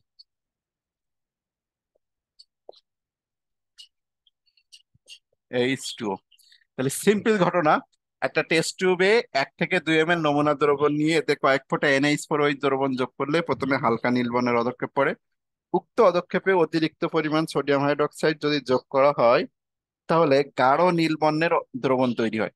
তাহলে এই গাঢ় নীল বর্ণের দ্রবণটা হলো এটা, টেট্টামিনো কপার সালফেট। টেট্টামিনো কপার সালফেট নামটাও যদি লিখে দিতে চাও ভালো, টেট্টামিনো কপার সালফেট গাঢ় নীল বর্ণের পদক্ষেপ পড়লো। তাহলে বিক্রিয়াটা দেখাই দিই। আচ্ছা, আরেকটা জিনিস, এই গাঢ় নীল বর্ণে এই বিকারকটার একটা নাম আছে, এটার নাম কিন্তু সোয়েটজার বিকারক। এটার নাম হলো কি? সোয়েটজার বিকারক। মনে রাখবা যে এটা সোয়েটজার বিকারক বলে, MCQ তে দেয় দিও এক সময় যে সোয়েটজার বিকারক কি। অ্যাডমিশনে এমনি কলেজে টলেজে দিবে না। ওকে, তাহলে কপার আয়ন শনাক্তকরণ, একটি টেস্ট টিউবে 1 থেকে 2 ml নমুনা দ্রবণ নিয়ে এতে কয়েক ফোঁটা অ্যামোনিয়াম দ্রবণ যোগ করলে প্রথমে হালকা নীল বর্ণের পদক্ষেপ পড়ে। উক্ত দ্রবণে অধিক পরিমাণ অ্যামোনিয়াম হাইড্রোক্সাইড যোগ করলে পদক্ষেপটি দ্রবীভূত হয়ে গাঢ় নীল বর্ণের টেট্টামিনো কপার সালফেট দ্রবণ তৈরি হয়। গাঢ় নীল বর্ণের টেট্টামিনো দ্রবণ তৈরি হয়। আমি যা লিখছি তাই লিখতে পারো, এখানে ওইভাবেই লিখছে। তাহলে কপার সালফেট অ্যামোনিয়াম হাইড্রোক্সাইড যোগ করলে প্রথমে এরকম হয় গাঢ় নীল।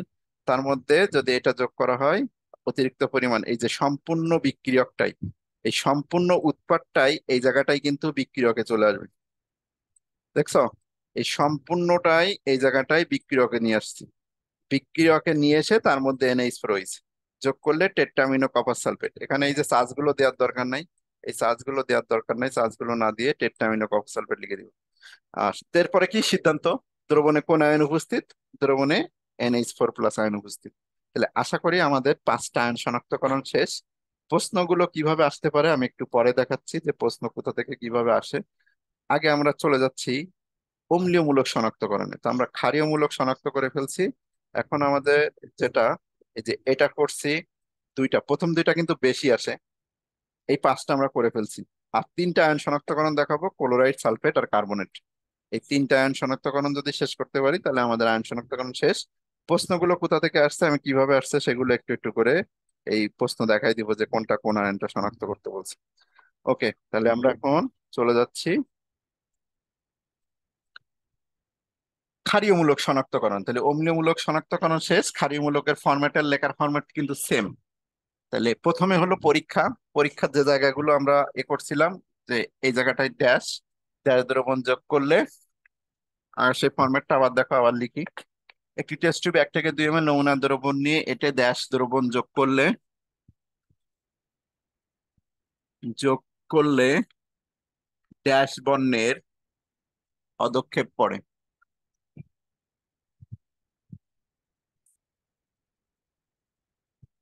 পদক্ষেপ পড়ে।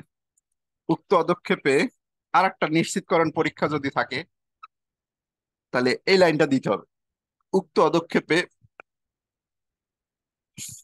ড্যাশ দ্রবণ যোগ করলে, উক্ত পদক্ষেপে ড্যাশ দ্রবণ যোগ করলে পদক্ষেপটি পদক্ষেপটি ড্যাশ হয়, মানে দ্রবীভূত হয় বা দ্রবীভূত হয় না, এরকম কথা। ঠিক আছে, তাহলে প্রথমে পরীক্ষা, এরপরে বিক্রিয়া, আর শেষে হলো কি সিদ্ধান্ত। সিদ্ধান্ত কথাটা কি? ড্যাশ আয়ন উপস্থিত। সিদ্ধান্ত কি? যে নমুনা দ্রবণে ড্যাশ আয়ন উপস্থিত। নমুনা দ্রবণে ড্যাশ আয়ন উপস্থিত। এই হলো আমাদের ফরম্যাট। আর এখানে ধরো যদি প্রশ্ন আসে, তো প্রথমে আমি ক্লোরাইড আয়ন শনাক্তকরণ করব। দাগে আসলো যে এখানে আছে ধরো ক্যালসিয়াম ক্লোরাইড, দিয়ে বললো উদ্দীপকের অম্লীয় মূলকটি শনাক্ত করো। এটা হলো উদ্দীপক, ঘর কাটা আছে। উদ্দীপকের অম্লীয় মূলকটি, অম্লীয় মূলক মানে ঋণাত্মকটা, উদ্দীপকের অম্লীয় মূলকটি শনাক্ত করো। ঠিক আছে, তাহলে একটা টেস্ট টিউবে আমরা কোন আয়ন শনাক্ত করতেছি? ক্লোরাইড। একটা টেস্ট টিউবে 1 থেকে 2 ml নমুনা দ্রবণ নিয়ে এতে কয়েক ফোঁটা silver nitrate, silver nitrate, calcium ion শনাক্ত করতে হয় সিলভার নাইট্রেট দিয়ে। এতে কয়েক ফোঁটা সিলভার নাইট্রেট দ্রবণ যোগ করলে, এটাও সাদা বর্ণ, ম্যাক্সিমামই সাদা বর্ণ হয়, সাদা বর্ণের পদক্ষেপ পড়ে। উক্ত দ্রবণের মধ্যে যদি sodium hydroxide, sorry ammonium hydroxide, উক্ত দ্রবণের মধ্যে যদি অ্যামোনিয়াম হাইড্রোক্সাইড যোগ করা হয়, তাহলে পদক্ষেপটি দ্রবীভূত হয়, দ্রবীভূত হয়। তাহলে বিক্রিয়া দিই, দুইটা বিক্রিয়া দিতে হবে, এটা নিশ্চিতকরণ পরীক্ষাও দিছি। প্রথম বিক্রিয়াটা লিখতে পারলেই শেষ, কিন্তু যদি নিশ্চিতকরণ পরীক্ষাটাও কখনো মার্কস কাটতে পারে না, এই জন্য দুটা দিয়ে শেখা ভালো। তাহলে একটা টেস্ট টিউবের মধ্যে ক্লোরাইড লবণ নিলাম, নিয়ে তার মধ্যে সিলভার নাইট্রেট দ্রবণ যোগ করলাম। সিলভার নাইট্রেট দ্রবণ যোগ করলে সিলভার ক্লোরাইডের, এই যে এটা সাদা বর্ণের পদক্ষেপ হলো, এটা হলো সাদা, সাদা বর্ণের সিলভার ক্লোরাইডের পদক্ষেপ হলো। আর কি কি আলাদা হয়ে গেল দেখো, নাইট্রেটটা আলাদা হয়ে গেল, নাইট্রেট আয়নটা আলাদা হয়ে গেছে। উক্ত পদক্ষেপ, এই যে সাদা পদক্ষেপটার মধ্যে অ্যামোনিয়াম হাইড্রোক্সাইড যোগ করবো, তাহলে সাদা পদক্ষেপ AgCl এর সাদা পদক্ষেপ, এটার মধ্যে অ্যামোনিয়াম নাইট্রেট দ্রবণ যদি যোগ করি, তাহলে diamine silver nitrate, diamine silver nitrate এটার হলো দ্রবীভূত হয়ে গেছে। ঠিক আছে, ডায়ামিন সিলভার নাইট্রেট এই যে পদক্ষেপ আমাদের দ্রবীভূত হয়ে গেছে। ঠিক আছে, তো এই হলো আমাদের ডায়ামিন সিলভার নাইট্রেট। আচ্ছা, সরি সরি, এখানে তো অ্যামোনিয়াম হাইড্রোক্সাইড আছে, তাহলে অ্যামোনিয়াম হাইড্রোক্সাইড দিলে এটা ক্লোরাইড হয়ে যাবে, সরি। আমি নাইট্রেট লিখে ফেলছি, এখানে কিন্তু হাইড্রোক্সাইড হবে, তাহলে নাইট্রেট হবে না, এখানে ক্লোরিন হবে, যেহেতু ক্লোরিন আছে ক্লোরিন। তাহলে একটা টেস্ট টিউবে আমরা কি নিয়েছি, প্রথমে ক্লোরাইড লবণ নিয়েছি, নিয়ে তার মধ্যে সিলভার নাইট্রেট দ্রবণ যোগ করলে সাদা বর্ণের পদক্ষেপ পড়বে। উক্ত পদক্ষেপের মধ্যে যদি অ্যামোনিয়াম হাইড্রোক্সাইড দ্রবণ যোগ করি তো পদক্ষেপ দ্রবীভূত, এটা কিন্তু বর্ণহীন হয়ে গেছে। আগে ছিল, আগে ছিল অদক্ষেপ, আর এখন এটা হলো দ্রবণীয়। এই যে ডায়ামিন সিলভার ক্লোরাইড যদি উৎপন্ন হয় দ্রবণীয় হবে, আর এখান থেকে ওএইচ আছে, কিছু পানি উৎপন্ন হবে। তাহলে উদ্দীপকের ক্ষারীয় মূলকটি শনাক্ত না বলে এখানে অবশ্যই অম্লীয় বলবে, অম্লীয় মানে নেগেটিভটা পেছনের অংশ। একটা টেস্ট টিউবে 1 থেকে 2 ml নমুনা দ্রবণ নিয়ে এতে কয়েক ফোঁটা সিলভার নাইট্রেট দ্রবণ যোগ করলে সাদা বর্ণের পদক্ষেপ পড়ে। কেমন বর্ণ? সাদা, এই যে এটা সাদা। এই সাদা বর্ণের পদক্ষেপের মধ্যে যদি আমরা অ্যামোনিয়াম হাইড্রোক্সাইড দ্রবণ যোগ করি, তবে সেটা কি তৈরি করবে? ডায়ামিন সিলভার ক্লোরাইড তৈরি করবে, আর এটা হলো দ্রবণীয়। নমুনা দ্রবণে কোন আয়ন উপস্থিত? নমুনা দ্রবণে Cl আয়ন উপস্থিত। একটা আমাদের শেষ। আচ্ছা, যদি তোমার পরীক্ষাতে এমসিকিউ আসে যে ক্লোরাইড আয়ন কি দিয়ে শনাক্ত করে, অ্যান্সার কিন্তু হবে সিলভার নাইট্রেট দিয়ে। এটা দিয়ে কি হবে? এটা দিয়ে কিন্তু হবে না, কারণ এটা নিশ্চিতকরণ পরীক্ষা। নিশ্চিতকরণ পরীক্ষাটা মেন বিকারক না, মেন বিকারক ক্লোরাইড আয়ন শনাক্ত করে কি দিয়ে? সিলভার নাইট্রেট দিয়ে। ওকে, তাহলে আমাদের ক্লোরাইড আয়ন শনাক্তকরণ শেষ। ছবিটা দেখাই দিই, অ্যান্সারটা কিভাবে লিখছে, লিখতে হবে। এই যে দেখো, ক্লোরাইড আয়ন নিয়ে সিলভার নাইট্রেট যোগ করলে সাদা বর্ণের পদক্ষেপ পড়ে, অতিরিক্ত অ্যামোনিয়াম হাইড্রোক্সাইড যদি যোগ করা হয় তাহলে পদক্ষেপ দ্রবণীয়। এরপর আমরা সালফেট আয়ন দেখি। সালফেট আর কার্বনেট দুইটা একসাথে দেখাবো, দেখালে আমাদের শেষ। তাহলে এরপরে ধরো তোমার পরীক্ষাতে আসছে অ্যামোনিয়াম সালফেট, অ্যামোনিয়াম সালফেট আসছে, NH4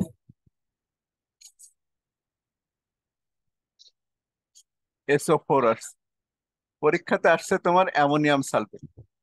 অ্যামোনিয়াম সালফেট যদি এসে থাকে, বললো উদ্দীপকের অম্লীয় মূলকটি শনাক্ত করো।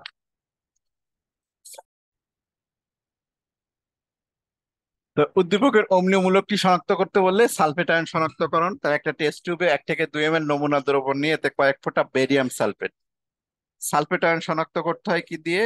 বেরিয়াম নাইট্রেট দিয়ে। বেরিয়াম নাইট্রেট দ্রবণ যদি যোগ করা হয়, তাহলে সাদা বর্ণের পদক্ষেপ পড়ে। উক্ত পদক্ষেপে যদি HCl দ্রবণ যোগ করা হয়, যোগ করলে পদক্ষেপটি দ্রবণীয় হবে না, পদক্ষেপটি অদ্রবণীয় থেকে যায়, এখানে কিন্তু অদ্রবণীয় থাকবে। অদ্রবণীয় থেকে যায়। তাহলে প্রথম কাজ হলো কি, আমাদের একটা সালফেট আয়ন নিতে হবে, সালফেট লবণযুক্ত।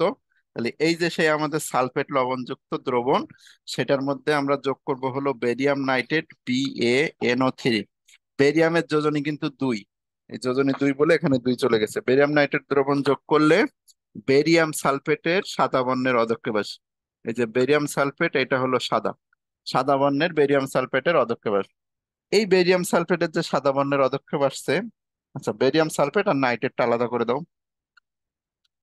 NO3 কয়টা, এখানে 2 আছে, চাইলে এখানে 2 দিলে তোমার সমতা হয়ে গেল। পারলে ভালো, সমতা দিতে পারলে ভালো।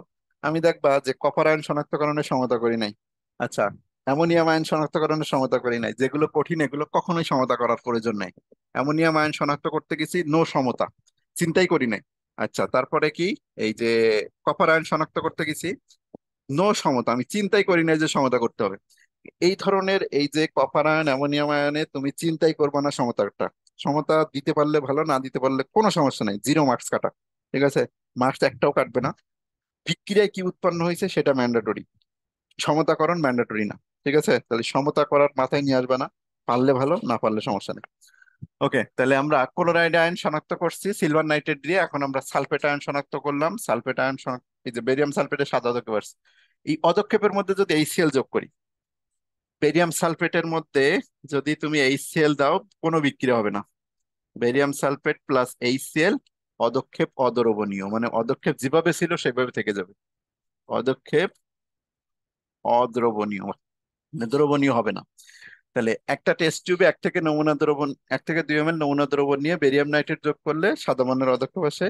তার মধ্যে যদি আমরা HCl যোগ করি, অধক্ষেপ অদ্রবণীয় থেকে যাবে। দেখো অধক্ষেপ অদ্রবণীয়, নমুনা লবণে কোন আয়ন উপস্থিত হলো, সালফেট আয়ন উপস্থিত হলো। তাহলে ক্লোরাইড আয়ন শনাক্ত করলাম এটা দিয়ে, সালফেট আয়ন কি দিয়ে শনাক্ত করলাম, বেরিয়াম নাইট্রেট দিয়ে। এবার পরীক্ষার সময় তোমার আসলো অ্যামোনিয়াম কার্বনেট, বললো যে উদ্দীপকের অম্লীয় মূলকটি শনাক্ত করো, উদ্দীপকের অম্লীয় মূলকটি শনাক্ত করো। তাহলে একটা টেস্ট টিউবে 1 থেকে 2 ml নমুনা দ্রবণ নিয়ে এর মধ্যে কয়েক ফোঁটা কি দিব আমি, বেরিয়াম নাইট্রেট, এখানে চেঞ্জ হবে না। এই কার্বনেট আয়নও সেম দিয়ে শনাক্ত করে, এটাও কিন্তু বেরিয়াম নাইট্রেট দিয়ে শনাক্ত করতে হয়, দুইটা একই। বেরিয়াম নাইট্রেট, ওই সালফেট কার্বনেট দুইটাই বেরিয়াম নাইট্রেট দিয়ে শনাক্ত করে। তাহলে এটাও বেরিয়াম নাইট্রেট দ্রবণ যদি যোগ করা হয়, এটাও সাদা বর্ণের অধক্ষেপ পড়ে। উক্ত দ্রবণের মধ্যে যদি HCl, উক্ত অধক্ষেপে HCl যোগ করলে অধক্ষেপটি বুদবুদ গ্যাস সহ, এখানে চেঞ্জ, বুদবুদ গ্যাস সহ দ্রবীভূত হয়, গ্যাস সহ দ্রবীভূত হয়। এটা হলো দুইটার মধ্যে চেঞ্জ, দ্রবীভূত, দ্রবীভূত হয়। এখন দেখো, সাদা, তুমি সালফেট দিছো নাকি কার্বনেট দিছো সেইটা বোঝার জন্য কিন্তু HCl দেওয়া হতো। কারণ এই কার্বনেটের মধ্যেও যদি আমরা বেরিয়াম নাইট্রেট দিই, তা দেখতে পাচ্ছি কি এখানে সাদা আসতেছে। এই কার্বনেট আয়নের মধ্যে যদি আমরা বেরিয়াম নাইট্রেট দিই, তাহলে দেখতে পাচ্ছি যে বেরিয়াম কার্বনেটের সাদা অধক্ষেপ আসতেছে, যে বেরিয়াম কার্বনেট এটাও কিন্তু সাদা। এখন আগেরটাও সাদা, সালফেট নাকি, এটা সালফেট ছিল নাকি কার্বনেট ছিল বুঝবা কি করে? তোমার টেস্ট টিউবের মধ্যে আমি কার্বনেট সালফেট যে কোনো একটা হতে পারে, কারণ তুমি জানো যে দুইটাই বেরিয়াম নাইট্রেট দিতে হয়। বেরিয়াম নাইট্রেট দিচ্ছে দুইটাই সাদা, তো বুঝবা কি করে যে কোনটা কার্বনেট কোনটা সালফেট? তাহলে দ্বিতীয় পরীক্ষাটা হইলো কি, যদি HCl দাও, সালফেটটা চেঞ্জ হবে না, কার্বনেটটা চেঞ্জ হয়ে যাবে।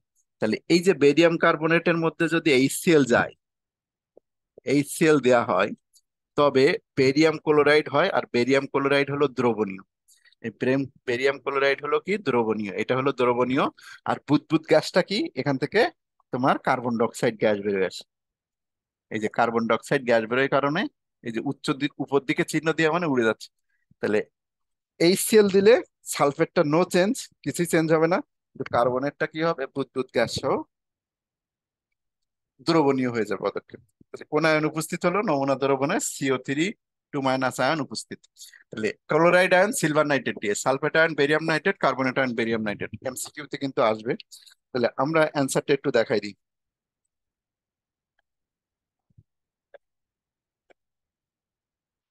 তাহলে সালফেট আয়ন দেখো, বেরিয়াম নাইট্রেট দিলে HCl দিলে অদ্রবণীয়, কার্বনেট দিলে কি এই যে দ্রবণীয় হয়ে যাবে, বুদবুদ গ্যাস সহ দ্রবণীয়। তো এই হলো আমাদের অ্যান্সার সবগুলো। আর কিছু আছে এখানে তোমার, এই যে আয়রন আয়ন শনাক্তকরণ, এটা তোমাদের পড়াই নাই। জিঙ্ক আয়ন শনাক্তকরণটাও পড়াই নাই, কারণ আসে না। তবে জিঙ্ক আয়নটা একটু দেখে রাখতে পারো, জিঙ্ক আয়নটা মোটামুটি ইম্পর্টেন্ট।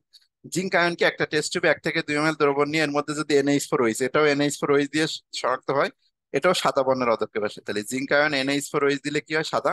আর তার মধ্যে যদি সোডিয়াম হাইড্রোক্সাইড দাও, তাহলে সেটা অদক্ষেপ দ্রবণীয় হয়। অ্যালুমিনিয়াম আর জিঙ্ক ঠিক সেম। এই যে অ্যালুমিনিয়াম আয়ন যেরকম না, জিঙ্ক আয়নের ঠিক দেখো সেই রকম। অ্যালুমিনিয়াম আয়নের মধ্যে যদি দাও ওই NH4OH প্রথমে দেওয়া হয়, তাহলে সাদা হয়। আর তারপরে যদি সোডিয়াম হাইড্রোক্সাইড দেওয়া হয়, তাহলে সেই অদক্ষেপটা কি হয়ে যায়? দ্রবণীয় হয়। তো এখানেও তাই, অ্যালুমিনিয়াম আয়ন যেভাবে শনাক্ত করে, জিঙ্ক আয়নও সেভাবে শনাক্ত করে। আর এর বাইরে যদি বলো যে আয়রন, আয়রন শনাক্তকরণটা হলো 3টা পরীক্ষা দিয়ে করে। ঠিক আছে, এই জন্য এই পরীক্ষাটা তোমাদের পরীক্ষাতে কখনো দেয় না। তা আমি MCQ এর জন্য অন্তত লিখে দিব। তো একটা সামারি লিখি এখন, যে কোন আয়ন। MCQ যদি একবার MCQটা দেখাই দিই, যেহেতু ক্লাসে আয়ন শনাক্তকরণ পড়লে সাথে সাথে MCQটা কিভাবে আসে সেটা দেখাই দিলে বেটার। তাহলে আমরা ক্ষারীয় মূলক শনাক্ত করছি আজকে। প্রথমে ক্ষারীয় মূলক কি কি দিয়ে শনাক্ত করছি। প্রথমে 1 নম্বরে করছিলাম, আজকে ক্লাসে 1 নম্বরে কোনটা করছিলাম? অ্যালুমিনিয়াম। তাহলে অ্যালুমিনিয়াম আয়ন কি দিয়ে শনাক্ত করা যায়? NH4OH। 2 নম্বরে আমি শনাক্ত করছিলাম ক্যালসিয়াম। ক্যালসিয়াম আয়ন কি দিয়ে শনাক্ত করা যায়? দুইটা দিয়ে, একটা হলো অ্যামোনিয়াম অক্সালেট দিয়ে শনাক্ত করা যায়। Ammonium oxalate NH4 2 C2O4। আর একটা দিয়ে করা যায় একটা। আর এর 2 নাম্বারটা কি? এমন NH4OH। এটা দুইটা দিয়ে কিন্তু শনাক্ত করা যায়। এটা দিয়ে দেখাইছিলাম, এটা দিয়ে দিব পরীক্ষাতে আসলে, চাইলে এটা দিয়েও দিতে পারবো। আচ্ছা, 3 নম্বর আমি কি শনাক্ত করছিলাম? Sodium ion.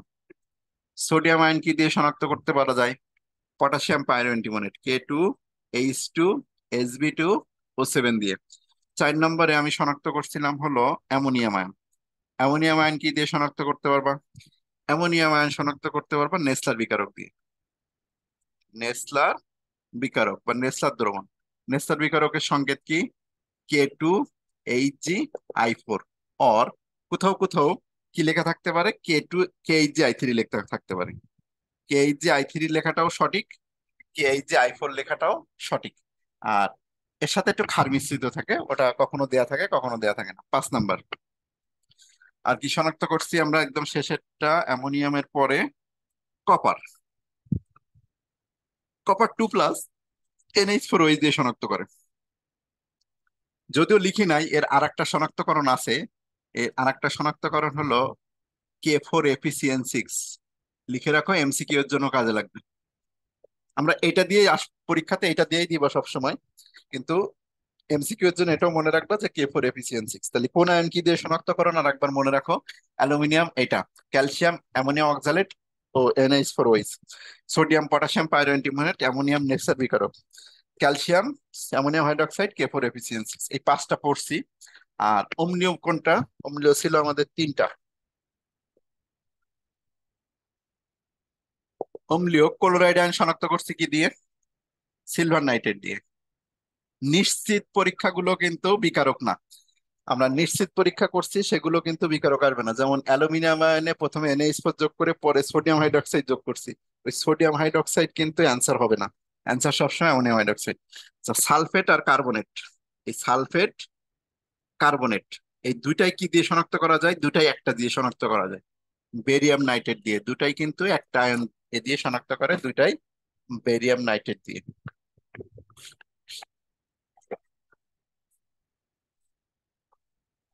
ঠিক আছে। এটা কেন লিখছি? MCQ এর জন্য। MCQ এর বাইরে যদি তোমার আয়রন আয়ন শনাক্তকরণ MCQ তে আসে, Fe2+ আর Fe3+, এই Fe2+ আয়ন শনাক্ত করা যায় 3টা দিয়ে বা 4টা দিয়ে। প্রথমত NH4OH দিয়ে করা যায়। 2 নম্বর করা যায় হলো K3FeCN6 or K4FeCN6 or K4FeCN6, এই দুইটা দিয়ে শনাক্ত হয়। K4FeCN6 দুইটা দিয়েই এদের তুমি শনাক্ত করতে পারবা। আর 3 নম্বর শনাক্তকরণ হলো NH4CNS। Fe2+ এর সাথে যদি আমি অল্প করে একটু দেখাই দেবো একদম শেষে এমসিকিউ এর জন্য, যে NH4OH যদি দেওয়া হয় Fe2+ এর সাথে, এটা এখানে লেখা থাক, আমি একদম শেষে দেখাই দেবো এই দুইটা আয়ন শনাক্তকরণ, মানে এমসিকিউ আকারে। Fe2+, Fe3+ এইগুলো দিয়ে শনাক্ত করা যায়। NH4OH দিলে Fe2+ এর সাথে তোমার বাদামি কালার আসে, Fe3+ এর সাথে দিলে এই বাদামি আসে, Fe2+ এর সাথে সবুজ আসে। K3 এর সাথে হালকা নীল, গাঢ় নীল। আর NH4CNS যদি দেওয়া হয়, সিএনএস, NH4CNS দেওয়া হয় Fe2+ এর সাথে বর্ণহীন, কিন্তু Fe3+ এর সাথে রক্তলাল বর্ণ তৈরি করে। একটু শেষে একটু দেখাই দিব। ওকে, তাহলে এখন আমরা চলে যাচ্ছি এদের এমসিকিউ গুলা নিয়ে। একটু এমসিকিউটা আসি, আয়ন শনাক্তকরণের এমসিকিউ।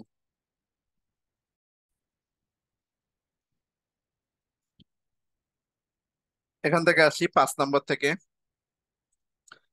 কপার আয়ন শনাক্ত করলাম। কপার আয়নের দ্রবণে অধিক পরিমাণ যদি NH4OH যোগ করা হয়, তা প্রথমে দেখো এমসিকিউটা আমি আগেই বলছি যে হালকা নীল কখন হয়, গাঢ় নীল কখন হয়। যখন প্রথমে অল্প একটু দেওয়া হয়, অল্প একটু দিলে প্রথমে তোমার হালকা নীল হয়, কিন্তু এই জায়গাটায় কথাটা বলছে হলো অধিক। অধিক পরিমাণ দিলে কি হয়ে যায়, গাঢ় নীল হয়। 6 নম্বর প্রশ্নটা একটু দেখো। 6 নম্বর প্রশ্নটাতে যাওয়ার আগে আমরা একটু শিখা পরীক্ষাটা দেখে আসি। শিখা পরীক্ষাও এমসিকিউ তে আসে। কোন আয়নের শিখা পরীক্ষাটা কেমন? শিক্ষা পরীক্ষার এমসিকিউ পরীক্ষাতে আসে। শিক্ষা পরীক্ষার এমসিকিউ এর জন্য আমি একটা চার্ট তৈরি করে দিচ্ছি, এই কয়টা ঠান্ডা মুখস্থ রাখতে হবে। প্রথমে লেখো যে লিথিয়াম আয়ন শনাক্ত করতে গেলে শিক্ষা পরীক্ষায়, শিক্ষা পরীক্ষা মানে কি সেটা আগে একটু বলা দরকার। এটা বুনসেন বার্নার, বুনসেন দ্বীপ তো দেখছো, বুনসেন দ্বীপ এখানে এরকম এরকম লাইট কালার জ্বলে। এই হলো একটা ল্যাম্প, বুনসেন বার্নার বলা হয়। এই বুনসেন বার্নারে তুমি ধরো সোডিয়াম আয়ন শনাক্ত করতে চাও, তাহলে এই সোডিয়াম আয়নটাকে কি করা হবে, একটা প্লাটিনাম তার নেওয়া হবে। একটা প্লাটিনামের তারের আগায়, ধরো এটা আমার প্লাটিনাম, এই প্লাটিনামের আগা এটা, এই প্লাটিনামের আগায় আমি এক ফোঁটা সোডিয়াম রাখবো। এক ফোঁটা সোডিয়াম এখান থেকে ধরে এক ফোঁটা সোডিয়াম রাখছি।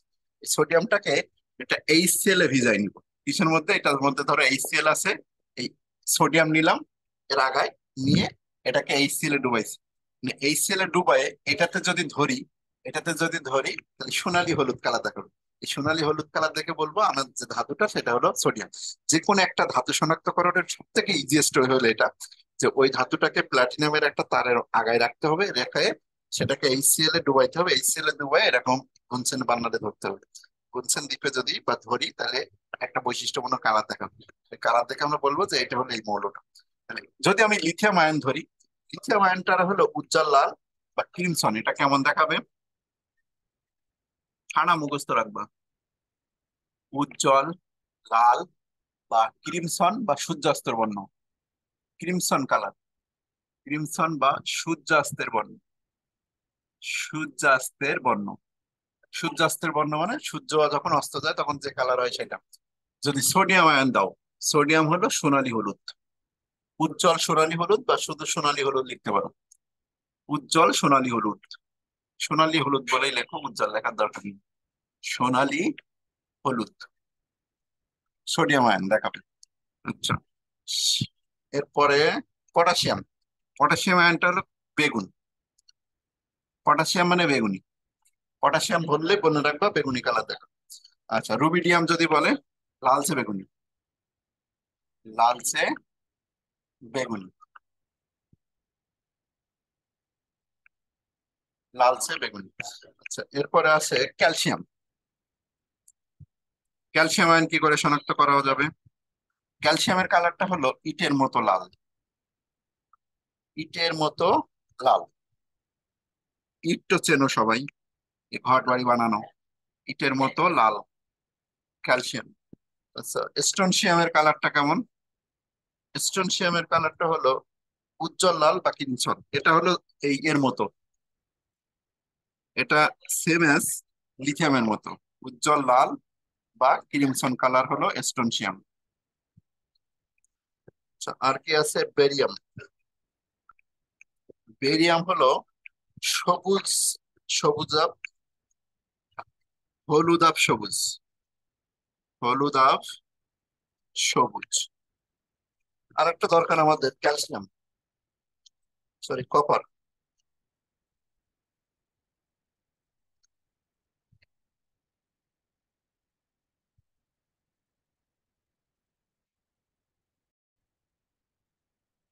আর একটা লেখা একদম শেষে কপার। কপারও কিন্তু খুবই ইম্পর্টেন্ট। কপার হলো সবুজ, গ্রিন বা সবুজ। এটা হলো একদমই সবুজ কালার বা গ্রিন কালার দেখাবে। ঠিক আছে, কপার, গ্রিন, ব্লু বলে, কিন্তু সবুজটা হলো মেন। তো এই হলো আমাদের শিক্ষা পরীক্ষা। আর শিক্ষা পরীক্ষায় বর্ণ দেখায় না, খুবই খুবই ইম্পর্টেন্ট। শিক্ষা পরীক্ষায় বর্ণ দেখায় না দুইটা ধাতু। শিক্ষা পরীক্ষায় নো কালার। শিক্ষা পরীক্ষায় এই চারটা কি শিক্ষা পরীক্ষায় বর্ণ। দেখো, শিক্ষা পরীক্ষায় বর্ণ, শিক্ষা পরীক্ষায় বর্ণ। শিক্ষা পরীক্ষায় কোনো বর্ণ দেখায় না, কোনো বর্ণ দেখায় না। কে কে? দুইজন। একটা হলো ম্যাগনেসিয়াম আর বেরিলিয়াম। এগুলো খদাগের প্রশ্ন আসে যে শিক্ষা পরীক্ষায় ম্যাগনেসিয়াম আর বেরিলিয়াম বর্ণ দেখায় না কেন? কারণ দুইটারই আকার খুবই ছোট। এই দুইটার আকার খুবই ছোট হওয়ার কারণে এরা ক্লোরাইড লবণটা উত্তেজিত হতে পারে না। আচ্ছা, আর একটা জিনিস, শিক্ষা পরীক্ষায় কোন অ্যাসিড ব্যবহার করা হয়? শিক্ষা পরীক্ষায় কোন অ্যাসিড ব্যবহার করা হয়? এইচসিএল। এইচসিএল অ্যাসিড ব্যবহার করা হয়। কেন ব্যবহার করা হয়, এটা একটা খদাকের প্রশ্ন।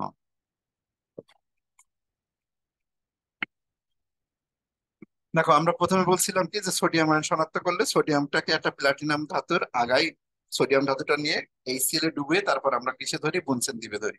এখন কথা হলো যে ডিরেক্ট সোডিয়াম ধাতু যদি বুনসেন দ্বীপে ধরতাম, তাইলে কি কালার দেখতে পেতাম না? তাইলে কালার দেখাটা আমাদের জন্য কষ্টকর হতো। কেন কষ্টকর হয়? এর কারণটা হলো যে ক্লোরাইড লবণ হলো উদ্বায়ী। ক্লোরাইড লবণ হলো তোমার উদ্বায়ী। যেহেতু ক্লোরাইড লবণ উদ্বায়ী, ধাতুগুলোকে ক্লোরাইড লবণে ডুবাই নিতে হয়। ডুবাই নিলে সোডিয়াম ছিল, সোডিয়াম ছিল ধাতু, এই সোডিয়ামটা এইচসিএল এ ডুবাইছি, তাহলে সোডিয়াম এইচসিএল এর মধ্যে যাওয়া মাত্রই সোডিয়াম ক্লোরাইড তৈরি হয়ে যাবে। আমি নিছিলাম সোডিয়াম, এইচসিএল এ ডুবাই দিছি, তাহলে এটা কি হয়ে যাবে? সোডিয়াম ক্লোরাইড হয়ে যাবে। এই সোডিয়াম ক্লোরাইড তৈরি হওয়া মাত্রই সেটা নিয়ে যদি আমি বুনসেন দ্বীপে ধরি, তাহলে এই ক্লোরাইড লবণের ইলেকট্রন গুলো নিম্ন শক্তি স্তর থেকে দ্রুত উচ্চ শক্তি স্তরে যায়, উদ্বায়ী হওয়ার কারণে।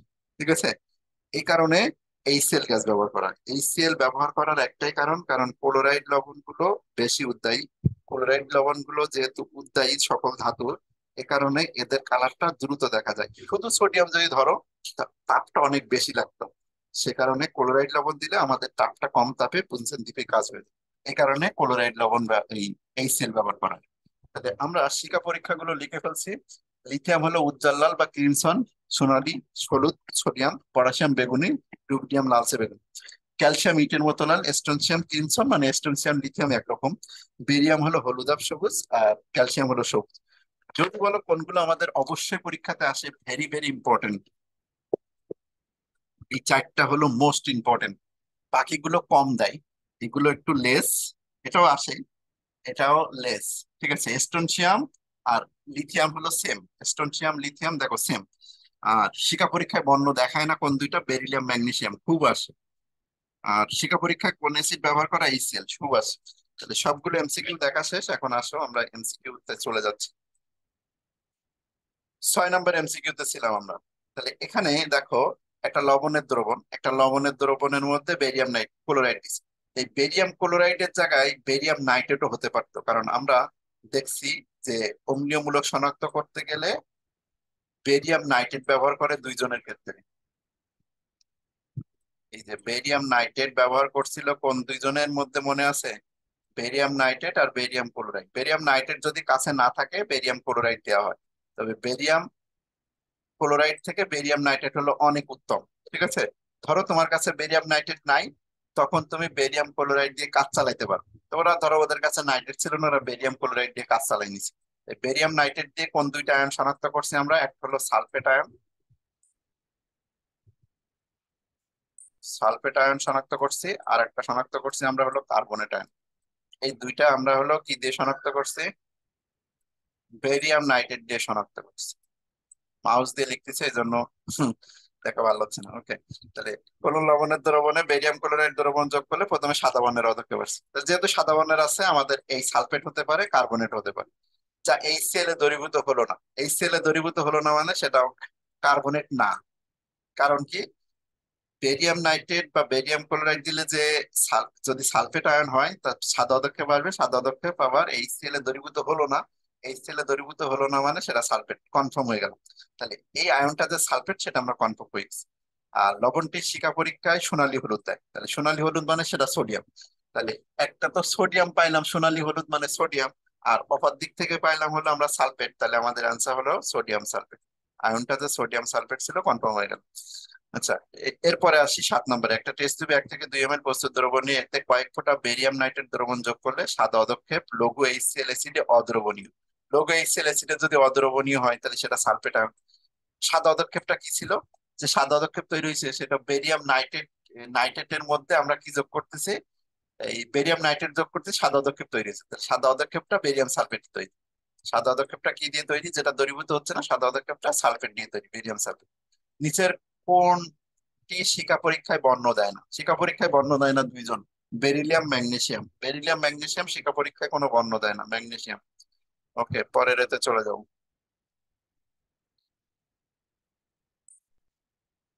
একটু মুছে দিয়ে এগুলো।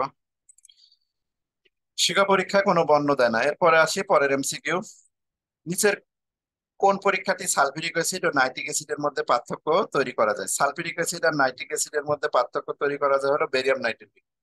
বেরিয়াম নাইট্রেট দিয়ে সালফেট আয়ন শনাক্ত করা যায়। নাইট্রেট আয়ন শনাক্ত করতে গেলে আর একটা টেস্ট আছে, সেটা তোমাদের সিলেবাসে নাই। নাইট্রেট আয়ন হলো বলয় পরীক্ষা দেয়, তাহলে এই বলয় পরীক্ষা দরকার নাই। নাইট্রিক অ্যাসিডের মধ্যে যেহেতু সালফিউরিক অ্যাসিডের মধ্যে যেহেতু সালফেট থাকে, আর সালফেট কি দিয়ে শনাক্ত করা যায়? Barium nitrate. কোন যৌগের ক্ষারকীয় দ্রবণকে নেসলার বিকারক বলা হয়? যে নেসলার বিকারক হলো KHgI3। দেখো এখানে আবার দুইটা দিয়ে দিছে, এখানে এও আছে, দুই আছে, তাহলে বিটা আমাদের বেশি গ্রহণযোগ্য। কারণ কি, K2HgI4টা হলো গাঢ়, এর সাথে যদি পটাশিয়াম আয়োডাইড যোগ করি, যে KHgI3 এর সাথে যদি পটাশিয়াম আয়োডাইড যোগ করি তাহলে K2HgI4। সুতরাং এটা বেশি গ্রহণযোগ্য, K2HgI4টা এখানে অ্যান্সার দিতে হবে। বেরিয়াম নাইট্রেট দ্রবণ দ্বারা কোন দুটি আয়ন শনাক্ত করা যায়? দেখো কার্বনেট আর সালফেট, এই দুইটা শনাক্ত করা যায়। কোন আয়নটি জলীয় দ্রবণ বর্ণহীন? জলীয় দ্রবণ বর্ণহীন এটা হলো আমাদের এই যে ডি ব্লক মৌলের রসায়ন, সেকেন্ড পেপার চ্যাপ্টার 3 এর, যাদের মধ্যে হলো তোমার কি ডি অরবিটাল পূর্ণ থাকে তাদের বর্ণহীন হয়। এই যে D10 আছে কার, সেটার কোনো কালার দেখাবে না। অবস্থান্তর মৌল নয় যারা, তাহলে D10 আছে কার, এই যে এটার মধ্যে D10 আছে, এটার কালার কোনো বর্ণ দেখাবে না। আর কপার এটা D9, এটা বর্ণযুক্ত, এটা D9, এটা বর্ণযুক্ত। এটা Fe2+, এটার ডিতে 6টা ইলেকট্রন আছে, বর্ণযুক্ত। নিকেল 2+, এটার ডিতে 8টা ইলেকট্রন আছে। তাহলে এগুলো ডিতে যেহেতু ইলেকট্রন আছে, অপূর্ণ ইলেকট্রন, ডি যে অরবিটাল যদি পূর্ণ হয় তাহলে সেটা কালারলেস, কালার হয় না, কালার দেখাবে না। কেন? কারণ এর ডি অরবিটাল পূর্ণ আছে, D10 আছে। এটা D9 বর্ণযুক্ত, এটা D6 অর্ধপূর্ণ, মানে পূর্ণ হবে কি D10 এ যে। নিকেল হলো D8 অর্ধপূর্ণ, এ কারণে এগুলো কালার। আচ্ছা, নিচের কোন বিক্রিয়াটি সোডিয়াম আয়ন দ্বারা? সোডিয়াম আয়ন শনাক্ত করা হচ্ছে,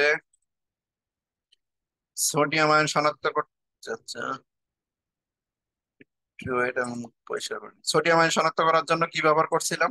পটাশিয়াম পাইরোঅ্যান্টিমোনেট, এই যে এটা, তাহলে এটা হলো আমাদের সোডিয়াম আয়ন।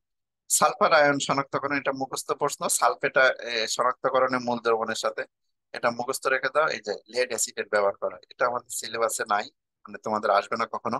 খালি চোখে পটাশিয়াম আয়নের বৈশিষ্ট্যপূর্ণ, খালি চোখে যদি দেখাই বেগুনি কালার, হালকা বেগুনি। শিকা পরীক্ষায় সোনালী হলুদ দেখাবে কোনটা? সোডিয়াম। আচ্ছা, শিকা পরীক্ষার মাধ্যমে ধাতব মৌল শনাক্ত করতে যে অ্যাসিড ব্যবহার করা হয়? HCl। দেখো সব MCQ তে আসে। আচ্ছা, এর পরেরটা হলো, এটা একটু মুখস্থ প্রশ্ন, এটাও তোমাদের সিলেবাসে নাই, একবার দিয়ে দিছিল।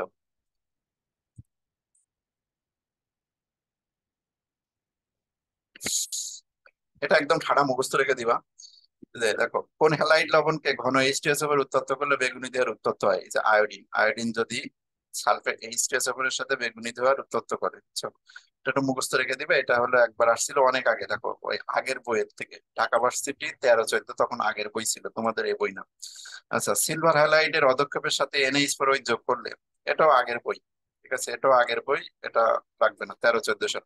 শিক্ষা পরীক্ষায় কপারের কোন বর্ণ দেখায়? কপার হলো গ্রিন বর্ণ দেখায়, এটা আমরা করছি। আমাদের MCQ শেষ, CQ শেষ। আশা করি এই আইন শনাক্তকরণ এবং শিক্ষা পরীক্ষার MCQ পারবা, CQ পারবা, ঠিক আছে। লাস্ট একটা কথা আমি বলছিলাম, আমি একটা জিনিস একটু তোমাদের দেখাবো, সেটা হলো কি, কোন আয়ন শনাক্তকরণ? Fe2+ Fe3+। Fe2+ আয়ন আর Fe3+ আয়ন আমাদের শনাক্তকরণ।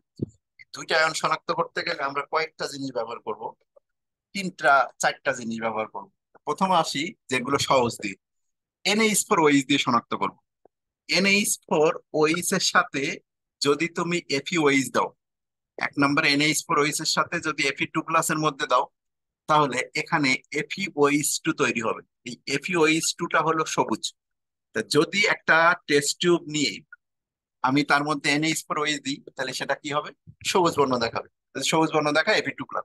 আর Fe3+ এর সাথে NH4OH এর সাথে যদি Fe3+ দাও, তাহলে এটা বাদামি কালার দেখাবে। এটা কালারটা কি? বাদামি। তাহলে 1 নম্বর শনাক্তকরণ, আমি একটা টেস্ট টিউব নিছি, একটা টেস্ট টিউব নিয়ে তার মধ্যে যদি কি আছে, ধরো একটাতে আছে Fe2+ আছে আর একটাতে আছে Fe3+ আছে, তাহলে দুইটার মধ্যে NH4OH দিব। যেটা বাদামি হয় সেটা Fe3+, যেটা সবুজ হবে সেটা Fe2+। কনফার্ম। আচ্ছা, 2 নম্বর শনাক্তকরণ, NH4CNS। NH4CNS অ্যামোনিয়াম থায়োসায়ানাইড বলে এটা। Fe2+ এর সাথে এটা বর্ণহীন দ্রবণ তৈরি করে। FeCNS তৈরি তো হয় ঠিকই, এটা হলো বর্ণহীন, এর কোনো কালার নাই, একদমই কালারলেস, বর্ণহীন। এটা হলো বর্ণহীন। আর যদি Fe3+ এর সাথে আমরা দিই NH4CNS, রক্তের মতো লাল দ্রবণ তৈরি হয়। আমাদের সময় খুব আসতো এই রক্ত লাল বর্ণটা। NH4CNS এর সাথে যদি Fe3+ দাও, তাহলে FeCNS, এটার কালারটা হবে রক্তের মতো লাল, রক্ত লাল বর্ণ। একটা রক্ত লাল বর্ণ, একটা বর্ণহীন।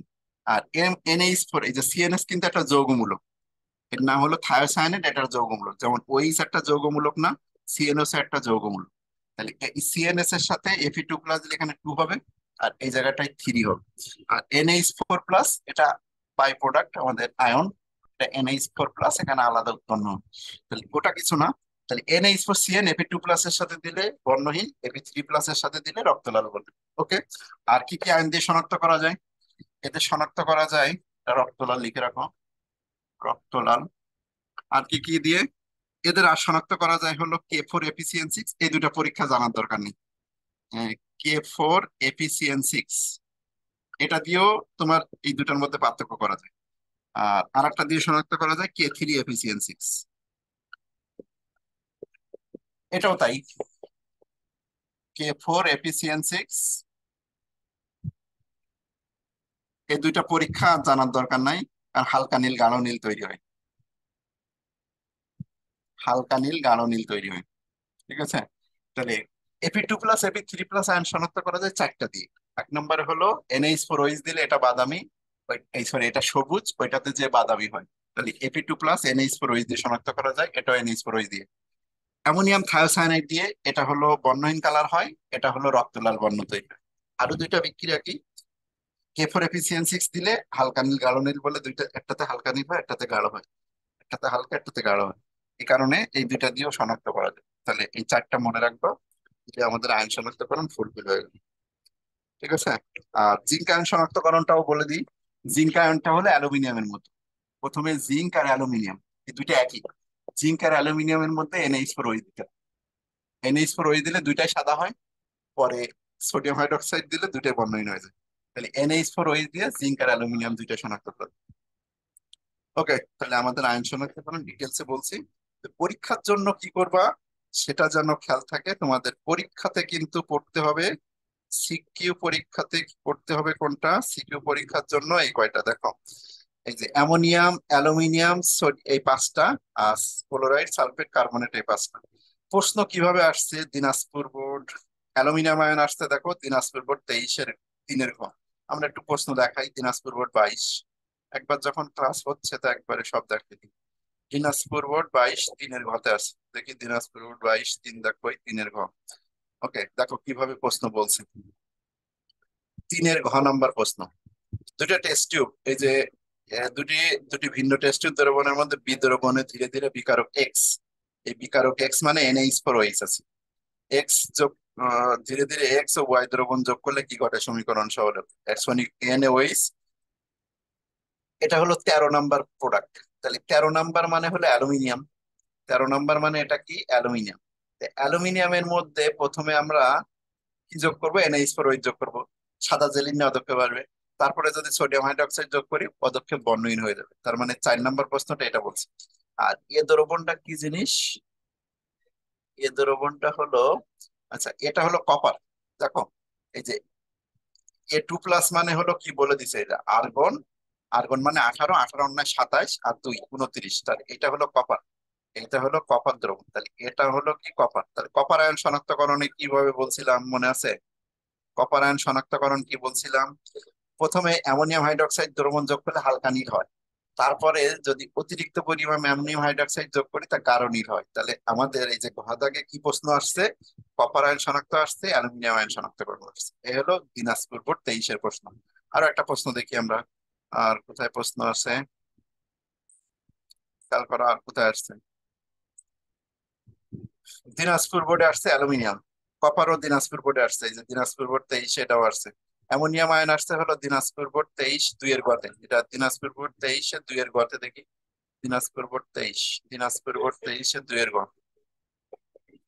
Rajshahi board, Dinajpur board, Dinajpur board 23 2 এর গ। এই যে 2 এর গ নাম্বার প্রশ্ন, দেখি কি আছে। 2 এর গ নাম্বার প্রশ্ন এখানে বলা হচ্ছে কি, যে কিউ যৌগের ধনাত্মক আয়ন শনাক্তকরণ পরীক্ষা। কিউ যৌগ কি, অ্যামোনিয়াম সালফেটের সাথে ক্যালসিয়াম অক্সাইড যোগ করা হচ্ছে, অর্থাৎ অ্যামোনিয়া গ্যাস তৈরি হয়েছে। তাহলে এই কিউ যৌগের ধনাত্মক আয়ন মানে সেটা কোনটা, কিউ যৌগের ধনাত্মক আয়ন মানে NH4+। কিউ যৌগের ধনাত্মক আয়ন মানে সেটা কি, NH4+। তাহলে NH4+ আয়ন কি করে শনাক্ত করে, কিউ যৌগের ধনাত্মক আয়ন শনাক্তকরণ পরীক্ষাটি সমীকরণ সহ লেখো। অ্যামোনিয়াম আয়ন শনাক্তকরণ তোমাদের আমি পড়াইছি। ওকে, আচ্ছা আর কি আসছে দেখি।